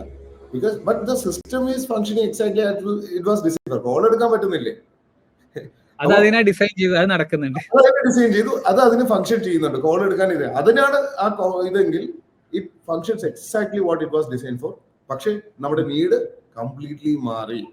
ആ നീഡിന് വേണ്ടി പ്രിപ്പയർ ചെയ്യാൻ തരത്തിലേക്ക് ഇത് മാറണമെങ്കിൽ നമ്മുടെ സൊസൈറ്റിയുടെ ഒരു മൈൻഡ് സെറ്റ് മാറേണ്ടതായിട്ടുണ്ട്. നമ്മുടെ വീട്ടുകാരായിക്കോട്ടെ, അധ്യാപകരായിക്കോട്ടെ, ഇവരെല്ലാവരും ഈ മാർക്കിലേക്ക് മാത്രമായിട്ട് പുഷ് ചെയ്ത് പ്രഷറൈസ് ചെയ്യുന്ന ഒരു പ്രഷർ കുക്കർ സിസ്റ്റം ഉണ്ടല്ലോ, ആ സിസ്റ്റം മാറേണ്ടതായിട്ടുണ്ട്. അതായത് പിന്നെ ഈ മർക്കട മുഷ്ടി എന്ന് പറഞ്ഞിട്ട് കഴിഞ്ഞ ദിവസം ഒരു ഫ്രണ്ട് ഒരു ഇതിനകത്ത് പ്രസംഗിച്ച ഒരു കാര്യമാണ്. മർക്കട മുഷ്ടി എന്ന് വെച്ചാൽ എന്താണ്? കുരങ്ങിന്റെ മർക്കട മുഷ്ടി കേട്ടിട്ടുണ്ടോ? എന്തെന്നാ അതിന്റെ എനിക്കറിയില്ല. അതായത് ഞാൻ പിടിച്ചത് അതേ കണക്ക് തന്നെ നിൽക്കുമെന്ന് പറഞ്ഞിട്ട് അങ്ങ് നിൽക്കണം. അതായത് അതിന്റെ ഒരു എക്സാമ്പിൾ പറയണ, ഒരു കുരങ്ങ് ഒരു കുടത്തിനകത്ത് ഒരു പഴം കിടക്കാണ്. ആ പോയിട്ട് ആ പഴം എടുത്തു. പഴം എടുക്കുമ്പോ അതിനകത്ത് പുറത്തോട്ട് എടുക്കാൻ പറ്റുന്നില്ല. പക്ഷെ കുരങ്ങൻ എന്ത് ചെയ്യുന്നറിയോ? പഴം വിട്ടാൽ മതി, കൈയെടുക്കാൻ. പഴം വിടത്തില്ല. ഇവിടെ കരഞ്ഞ് കരഞ്ഞ് കരഞ്ഞ് കരഞ്ഞ് കരഞ്ഞ് കരഞ്ഞ് അവിടെ മൊത്തം നടക്കുന്നുള്ളതാണ്. ഇന്നത്തെ മെമ്മറി ബേസ്ഡ് ആയിട്ടുള്ള പരീക്ഷാ സമ്പ്രദായമാണ് ഈ പഴം. ഈ പഴം വിടാണ്ട് നമ്മുടെ സിസ്റ്റം നന്നാവില്ല എന്നുള്ളത്. അതായത് ഇന്നത്തെ കുട്ടികൾക്ക് ശരിക്ക് ചിന്താശേഷി നഷ്ടപ്പെടുന്ന കൊണ്ടാണ് അവർ പേടിക്കുന്നത് എന്നാണ് ദീപ് ചേട്ടൻ പറയാതെ പറഞ്ഞു വെക്കുന്നത്. നഷ്ടപ്പെടുന്നതുകൊണ്ട് രണ്ട് കാര്യങ്ങളുണ്ട്. ഒന്ന്, അവരെ വരയിലൂടെ നടക്കാനായിട്ടാണ് പഠിപ്പിക്കുന്നത്. Obedience is the most important thing. Attendance കൃത്യമായിട്ട് വേണമെന്ന് പറയുന്ന രീതിയിലേക്ക് എല്ലാ ദിവസവും വരിക, ഇത്ര മണിക്കൂർ അവിടെ ഇരിക്കുക, ഇത്ര മണിക്കൂർ ലെക്ചർ കേൾക്കുക, പിന്നെ എന്ത് ചെയ്യുക, എക്സാം എഴുതുക, മാർക്ക് വാങ്ങുക. ആ സിസ്റ്റത്തിനകത്തുകൂടി കടന്നു പോകുന്ന സമയത്ത് എന്താ സംഭവിക്കുന്നത് വെച്ചാൽ ഇതിനെ പുറത്തേക്ക് എക്സ്പ്ലോർ ചെയ്യാനായിട്ട് അവർക്ക് കിട്ടുന്നില്ല. ഒരു വിദ്യാഭ്യാസ സമ്പ്രദായം, ഒരു കോളേജ് എന്ന് പറയുന്നത് നമ്മുടെ പുറത്ത് നമ്മൾ ജീവിക്കാൻ പോകുന്ന ലോകത്തിന്റെ ഒരു സിമുലേഷനാണ്. അവിടെ നമ്മൾ ജീവിക്കാൻ പഠിക്കണ്ടേ, നമുക്ക് ചോദ്യങ്ങൾ ചോദിക്കാൻ പഠിക്കണ്ടേ. അപ്പോൾ പലതരം എക്സ്പീരിയൻസ് നമുക്ക് അവിടെ കിട്ടുന്നതായിട്ടുണ്ടെങ്കിലും മാർക്ക് മാത്രം നോക്കിയിട്ട് ഹയർ ചെയ്യുന്ന കമ്പനികളും മാർക്ക് മാത്രം നോക്കിയിട്ട് അവസരങ്ങൾ കൊടുക്കുന്ന സിസ്റ്റവും നമുക്കിവിടെ ഉള്ളത് കൊണ്ട് അവര് ഹാക്ക് ചെയ്യാൻ തുടങ്ങി. എന്ത് വേണ്ടി? പരീക്ഷയ്ക്ക് മാർക്ക് വാങ്ങിക്കണം. ഈ ക്ലാസ് മുറികളിൽ നിന്ന് ടീച്ചർ പഠിപ്പിക്കുന്നതിനെ നോട്ട് എഴുതിയിട്ട് പരീക്ഷയ്ക്ക് പ്രിപ്പയർ ചെയ്യുന്ന എത്ര കുട്ടികളുണ്ട് ഇവിടെ നാട്ടിൽ? അല്ല, ഇത് എനിക്ക് എക്സാക്ട്ലി റിലേറ്റ് ചെയ്യാൻ പറ്റുന്ന ഒരു കാര്യം എന്താ വെച്ചാൽ, ഇപ്പൊ ചാറ്റ് GPT വന്നു, പല ആൾക്കാരും ഒന്നും കൂടെ നന്നായിട്ട് കോപ്പി അടിക്കാൻ പഠിച്ചു. അല്ലാണ്ട് ലേണിങ്ങിന് ഒരു ടൂളായിട്ട് ചാറ്റ് GPT ഉപയോഗിച്ചിട്ടുണ്ടോ ചോദിച്ചാൽ വളരെ കുറവാണ്. പകരം അസൈൻമെന്റ് എഴുതാന്, സെമിനാർ എഴുതാന്, അങ്ങനെ നമ്മൾ നേരത്തെ പറഞ്ഞ റിയൽ വേൾഡിന്റെ സിമുലേഷൻ എന്നുള്ള രീതിയിൽ അവരുടെ ഒരു ബുദ്ധിയെ മറ്റുമൊക്കെ ഡെവലപ്പ് ചെയ്യാൻ, പ്രസന്റേഷൻ ഇമ്പ്രൂവ് ചെയ്യാൻ, അവരുടെ ഒരാശയത്തെ പ്രതിഫലിപ്പിക്കാനുള്ള കഴിവിനെ എക്സ്പ്ലോർ ചെയ്യാനൊക്കെ നമ്മൾ കൊടുക്കുന്ന പല ടാസ്കുകളും അവരിപ്പോൾ എന്ത് ചെയ്യും? AI വെച്ചിട്ട് കോപ്പി അടിച്ചു വെക്കും. ബേസിക്കലി സിസ്റ്റത്തിന് അത് മതിയെന്ന് അവർക്കറിയാം. അപ്പൊ ഇത് ഇനി ടീച്ചർ കണ്ടുപിടിക്കാൻ ടീച്ചർക്ക് എന്തെങ്കിലും ടൂൾ ഉണ്ടെങ്കിൽ ആ ടൂളിനെ പറ്റിക്കാനും അവർ പഠിച്ചു വെക്കും.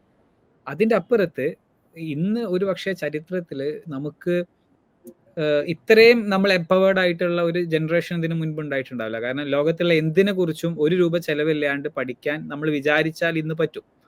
പക്ഷേ എന്താ പറയുക, അത് ചെയ്യുന്നില്ല. അപ്പൊ അതൊരു ശരിക്ക് again at the end of the day നമ്മൾ എന്തിനാണോ ഫോക്കസ് ചെയ്യുന്നത് ആ ഫോക്കസ് കിട്ടും എന്നുള്ളതാണ് അല്ലേ?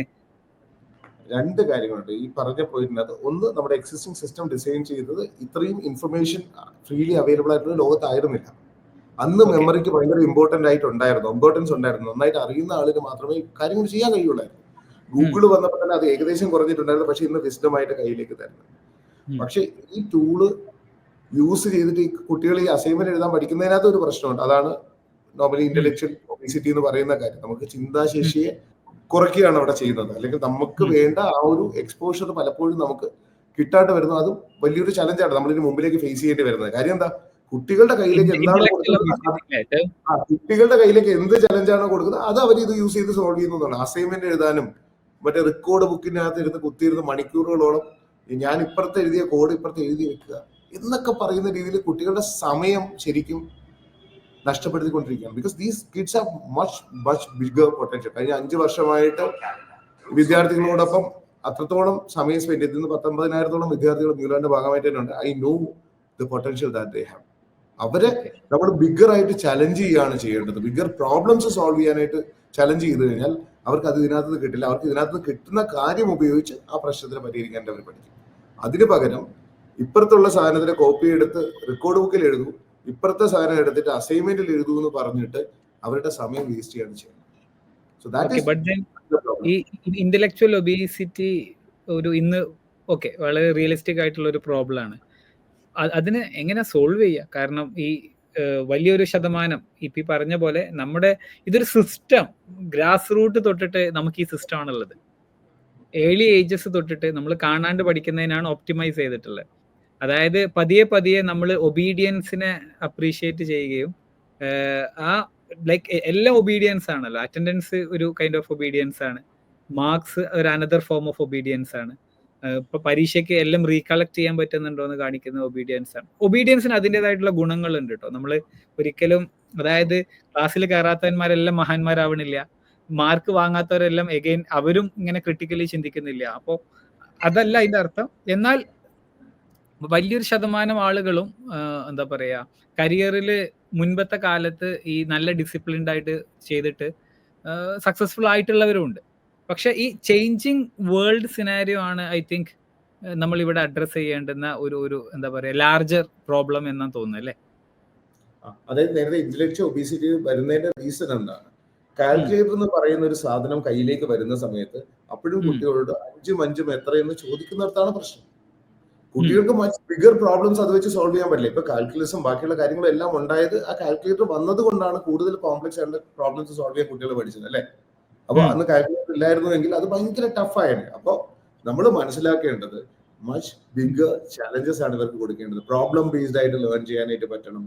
ക്യൂരിയോസിറ്റിയോട് കൂടി മുമ്പിലോട്ട് പോയിട്ട് ഇൻക്വസ്റ്റീവ് ആയിട്ട് അവർക്ക് കാര്യങ്ങളെ സിന്തസൈസ് ചെയ്യാനുള്ള അവസരങ്ങൾ അവർക്ക് ഉണ്ടാകണം. പ്രോജക്ട് ബേസ്ഡ് ആയിട്ട് ലേണിംഗ്. തമാശ തോന്നുന്നത് ആര് കൊടുക്കും? അതായത് ലൈക്ക് അതിനെ കുറിച്ചിട്ടൊരു അവയർനെസ് ഇവിടെ ആര് ക്രിയേറ്റ് ചെയ്യും? ഈ ബിഗർ പ്രോബ്ലംസ് പറഞ്ഞാല് വലിയൊരു ശതമാനം ആൾക്കാരും, ഞാൻ കണ്ടിട്ടുള്ള വലിയൊരു ശതമാനം ആൾക്കാരും സിസ്റ്റം ഡിപ്പെൻഡന്റ് ആണ്. അതായത് സിസ്റ്റത്തിന് ഇതൊക്കെ ഉണ്ടോ എന്നാൽ ഞാൻ അത് റൺ ചെയ്താൽ മതി, എനിക്ക് ചിന്തിക്കേണ്ട ആവശ്യമില്ല. ബ്ലെയിമോ സിസ്റ്റത്തിന് പോയാൽ മതി അല്ലേ? ബ്ലെയിംസും സിസ്റ്റത്തിന്റെ തലയിലേക്ക് വെച്ചാൽ മതി. കാരണം എന്താ, ഞാൻ ഒന്നിനും ഉത്തരവാദിത്തം ഏറ്റെടുക്കേണ്ട ആവശ്യമില്ല.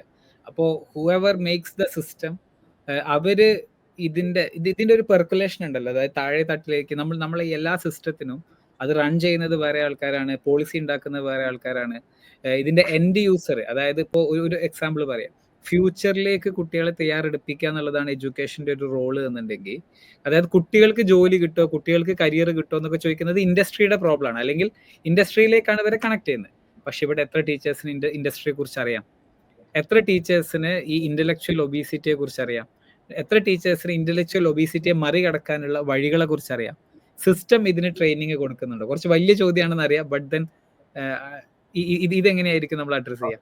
ഒന്ന്, സിസ്റ്റം ഗവൺമെന്റ് തലത്തിൽ പോളിസി മേക്കേഴ്സ് ആയിട്ടുള്ള ആൾക്കാര് അവര് വളരെയേറെ ഇതിനുവേണ്ടി പരിശ്രമിക്കുന്നില്ല എന്നുള്ളതല്ല. ന്യൂ എഡ്യൂക്കേഷൻ പോളിസി അടക്കമുള്ള കാര്യങ്ങൾ കൊണ്ടുവരുന്നത് കേരള ഗവൺമെന്റിന്റെ എന്തെല്ലാം ആക്ടിവിറ്റീസ് ഇവിടെ യങ് ഇന്നോവേറ്റർ പ്രോഗ്രാം, കൈറ്റ് എന്ന് പറയുന്ന സ്കൂളിൽ കുട്ടികൾക്ക് പഠിപ്പിച്ചു കൊടുക്കാൻ, ടീച്ചേഴ്സിന് പഠിപ്പിച്ചു കൊടുക്കാനുള്ള ഇനിഷ്യേറ്റീവ്സ് ഉണ്ട്. സ്റ്റാർട്ടപ്പ് മിഷൻ ഇവിടെ ഒരുപാട് ഇന്നോവേഷന്റെ കാര്യങ്ങളെല്ലാം ചെയ്യുന്നുണ്ട്.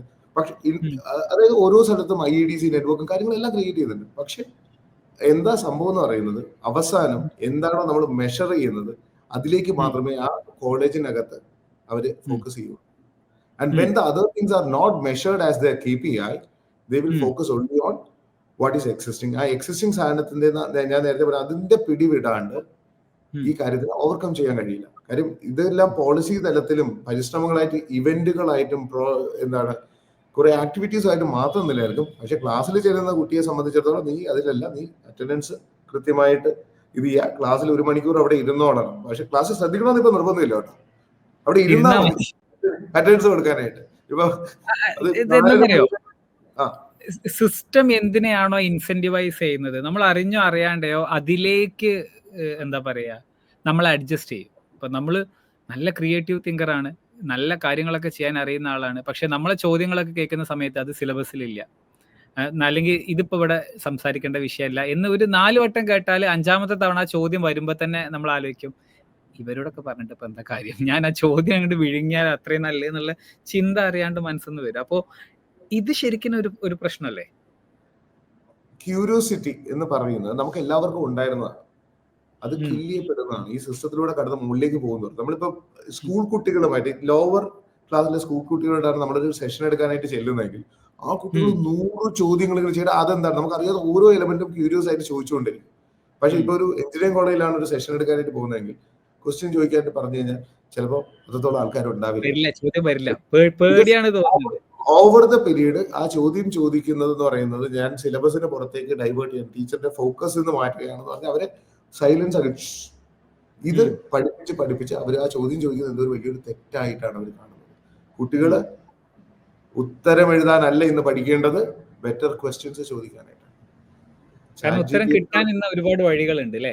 ChatGPT-യോട് നമ്മൾ എന്താ ചെയ്യേണ്ടത്? ചോദ്യം ചോദിക്കല്ലേ ചെയ്യേണ്ടത്, ഉത്തരം എഴുതി കൊടുക്കാനല്ലോ. അല്ല, ഈ പ്രോംപ്റ്റിങ്ങിന്റെ ഒരു സാധ്യത അത് ശരിക്കും മിക്കപ്പോഴും നല്ല ചോദ്യങ്ങൾ ഡ്രാഫ്റ്റ് ചെയ്യുന്നതിലാണ്. കാരണം നല്ല ചോദ്യങ്ങൾക്കാണല്ലോ നല്ല ഉത്തരം കിട്ടുന്നത്. മിക്ക ആൾക്കാരും ChatGPT ഒക്കെ ഞാൻ കണ്ടിട്ടുള്ള വലിയൊരു ശതമാനം ആൾക്കാരും ഇന്നും ഒരു തമാശ രൂപത്തിൽ അവർക്ക് അവരുടെ ലോൺലിനെസ്സിനെ അഡ്രസ് ചെയ്യാൻ വേണ്ടിയിട്ട് ChatGPT ഉപയോഗിക്കുന്നവരൊക്കെ ഉണ്ട്. ഇപ്പൊ GPT-5 വന്ന സമയത്ത് അവര് ശരിക്കും പഴയ ലെഗസി മോഡൽസിനെയൊക്കെ ഒറ്റയടിക്കങ്ങ് തട്ടിയല്ലോ. അപ്പോൾ വേൾഡ് വൈഡ് ബാക്ക്ലാഷ് ഉണ്ടായിരുന്നു. അതില് പല ആൾക്കാരും പറഞ്ഞിരുന്ന GPT-5ന്റെ ഒരു ഇഷ്യൂ അതിന് പേഴ്സണാലിറ്റി ഇല്ല എന്നുള്ളതായിരുന്നു. അപ്പൊ ഞാനിങ്ങനെ ആലോചിച്ചത്, അല്ല പേഴ്സണാലിറ്റി ആണോ പ്രശ്നം, ആൻസർ ആണോ, ആൻസറിന്റെ ഇന്റലിജൻസ് ലെവൽ ആണോ എന്നുള്ള ഒരു ചോദ്യം ഉണ്ടായിരുന്നു. അപ്പൊ ഞാൻ കുറച്ച് പിറകിലേക്ക് ചിന്തിച്ചത് എന്താ വെച്ചാല്, ഞാൻ എൻ്റെ പുസ്തകം ദീപചേട്ടനെ മുൻപ് തന്നിട്ടുണ്ടെന്ന് തോന്നുന്നു. എൻ്റെ പുസ്തകത്തില് തുടങ്ങുന്നത് സാമന്തയുടെ കഥ പറഞ്ഞിട്ടാണ്. മുൻപേ ഒരു സിനിമ ഉണ്ടായിരുന്നല്ലോ, ഒരു സാന്റിയാഗോ, എന്താ ചങ്ങാതിയുടെ പേര്, ഒരു കറക്റ്റ് ഓർമ്മയില്ല.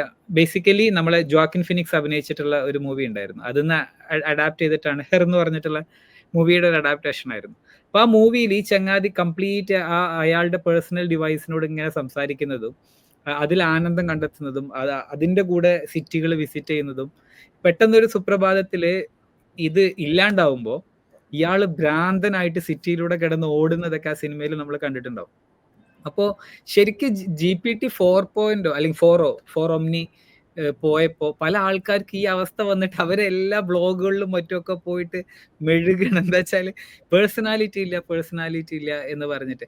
അതായത് സം ഫോം ഓഫ് അറ്റാച്ച്മെന്റ് ഒരു ആർട്ടിഫിഷ്യൽ ബീയിങ്ങിനോട് നമ്മൾ ഉണ്ടായി. അത് ശരിക്ക് എന്താ പറയാ, എക്സ്പെക്റ്റഡ് ഔട്ട്കം ആണോ എന്ന് എനിക്കറിയില്ല. അല്ലെങ്കിൽ നമുക്കൊരു പരിധി വരേക്ക് നമുക്ക് ഇതിനോട് അറ്റാച്ച്മെന്റ് വരുമോ എന്ന് അറിയണ്ടായിരുന്നില്ല. ബട്ട് ദെൻ അത് വന്നു. പേഴ്സണാലിറ്റി ഇല്ലാത്ത ഒരു പ്രശ്നത്തെ കുറിച്ചുള്ള ചർച്ച കണ്ടപ്പോൾ അങ്ങനെ തോന്നിയിട്ടുണ്ടായിരുന്നു. But then again coming back to the topic, നമുക്ക് ഈ നല്ല ചോദ്യങ്ങൾ ഫ്രെയിം ചെയ്യാനുള്ള ഒരു എബിലിറ്റി ഇന്ന് പലർക്കും കുറയുന്നതായിട്ട് തോന്നിയിട്ടുണ്ട്. അതാണെന്ന് വെച്ചാൽ AI-യുടെ ഇന്റന്റഡ് യൂസ് കേസിനാണോ ആളുകൾ ഉപയോഗിക്കുന്നതെന്ന് അറിയില്ല. ഒരു പക്ഷേ നമുക്ക് ഇന്ന് ഒരു നോളജ് അക്വസിഷന് ഏറ്റവും നല്ല അസിസ്റ്റന്റ് ആവാൻ കഴിയുന്ന ഒരു ടൂളിനെ മിക്കപ്പോഴും നമ്മളെ ഈഗോ സാറ്റിസ്ഫൈ ചെയ്യാൻ വേണ്ടിയിട്ട് യൂസ് ചെയ്യുന്നതായിട്ടൊക്കെ ഞാൻ കണ്ടിട്ടുണ്ട്. അപ്പൊ ദീപു ചേട്ടന് ആ ഒരു നേരത്തെ പറഞ്ഞതിന്റെ കണ്ടിന്യൂഷൻ തന്നെ, അതായത് ചോദ്യങ്ങൾ ചോദിക്കാനുള്ള ഒരു എബിലിറ്റി ആയിരിക്കും ഇനിയുള്ള കാലങ്ങളിൽ ആളുകളെ ഡിഫൈൻ ചെയ്യാന്ന് പറയുന്നുണ്ടല്ലോ. അതായത് നമുക്ക് ഉത്തരം ഉണ്ടായിക്കൊള്ളാൻ നിർബന്ധമില്ല, ബട്ട് ദെൻ ഒരു ചോദ്യത്തെ ഫ്രെയിം ചെയ്യാനുള്ള ഒരു എബിലിറ്റി, അതിനെ കുറിച്ചിട്ടൊന്ന് സംസാരിക്കുക. ഒരു കാര്യം നിങ്ങൾ മനസ്സിലാക്കേണ്ടത്, AI ഇന്നും ഫുള്ളി എന്താണ് ഓട്ടോണമസ് ആയിട്ടുള്ള സാധനമായിട്ട് വളരാനായിട്ട് എത്തിയിട്ടില്ല. ഈവൻ അൽഗോരിതമിക് പ്രോഗ്രസ്സോ അതിന്റെ ആർക്കിടെക്ചറോ പോലും ആ ഒരു ലെവലിലേക്ക് എത്തിയിട്ടില്ല. നമ്മുടെ ട്രാൻസ്ഫോമേഴ്സ് എന്നൊരു കാര്യത്തിനെ കുറിച്ച് നമ്മൾ നോർമലി ഇവിടെ കേട്ടിട്ടുണ്ട് ഗൂഗിളിൽ. അതിൽ നിന്നും എന്താണ് അടുത്ത വേർഡിനെ പ്രെഡിക്ട് ചെയ്യാൻ പഠിക്കുന്ന ഒരു സിസ്റ്റം മാത്രമാണ്. ഓക്കെ, ഇനി ഒരുപാട് അഡ്വാൻസ്മെന്റ്, നെക്സ്റ്റ് ടോക്കൺ പ്രഡിക്ഷൻ മാത്രമാണ് അവിടെ നടക്കുന്നത്. അപ്പോൾ അത്തരം കാര്യങ്ങളിൽ കറക്റ്റായിട്ട് എനിക്ക് വേണ്ട ടോക്കൺ പ്രെഡിക്ട് ചെയ്ത് വരണമെങ്കിൽ എന്ത് ചെയ്യണം? ചോദ്യങ്ങൾ അത്രത്തോളം ഷാർപ്പ് ആവണം എന്നുള്ളതാണ്. അത് കറക്റ്റായിട്ട് എങ്ങനെ അതിന്റെ ലിമിറ്റേഷൻസ് മനസ്സിലാക്കി അതിന്റെ കോണ്ടെക്സ്റ്റ്, അത് ആ ബൗണ്ടറി സെറ്റ് ചെയ്ത് അതിനകത്ത് ചോദ്യങ്ങൾ ചോദിക്കാൻ പഠിച്ചില്ല എങ്കിൽ തമാശ രൂപേണുള്ള കാര്യങ്ങളായിരിക്കും ഉത്തരങ്ങളായിരിക്കും തരുന്നത്. അതിന്റെ problem it is not about GPT, it is about the questions that you ask.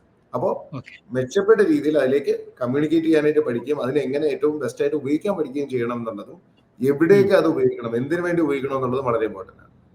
നമ്മുടെ ആൽബർട്ട് ഐൻസ്റ്റീനെക്കാളും ഇന്റലിജന്റ് ആയിട്ടുള്ള ഒരു സാധനം നമ്മുടെ അസിസ്റ്റന്റ് ആയിട്ട് കയ്യിൽ കൂടെ കിട്ടിയിട്ട് നമ്മൾ അതിനെക്കൊണ്ട് എന്ത് പണിയാ ചെയ്യിപ്പിക്കുന്നത് നിങ്ങളൊന്ന് ആലോചിച്ച് നോക്കുക.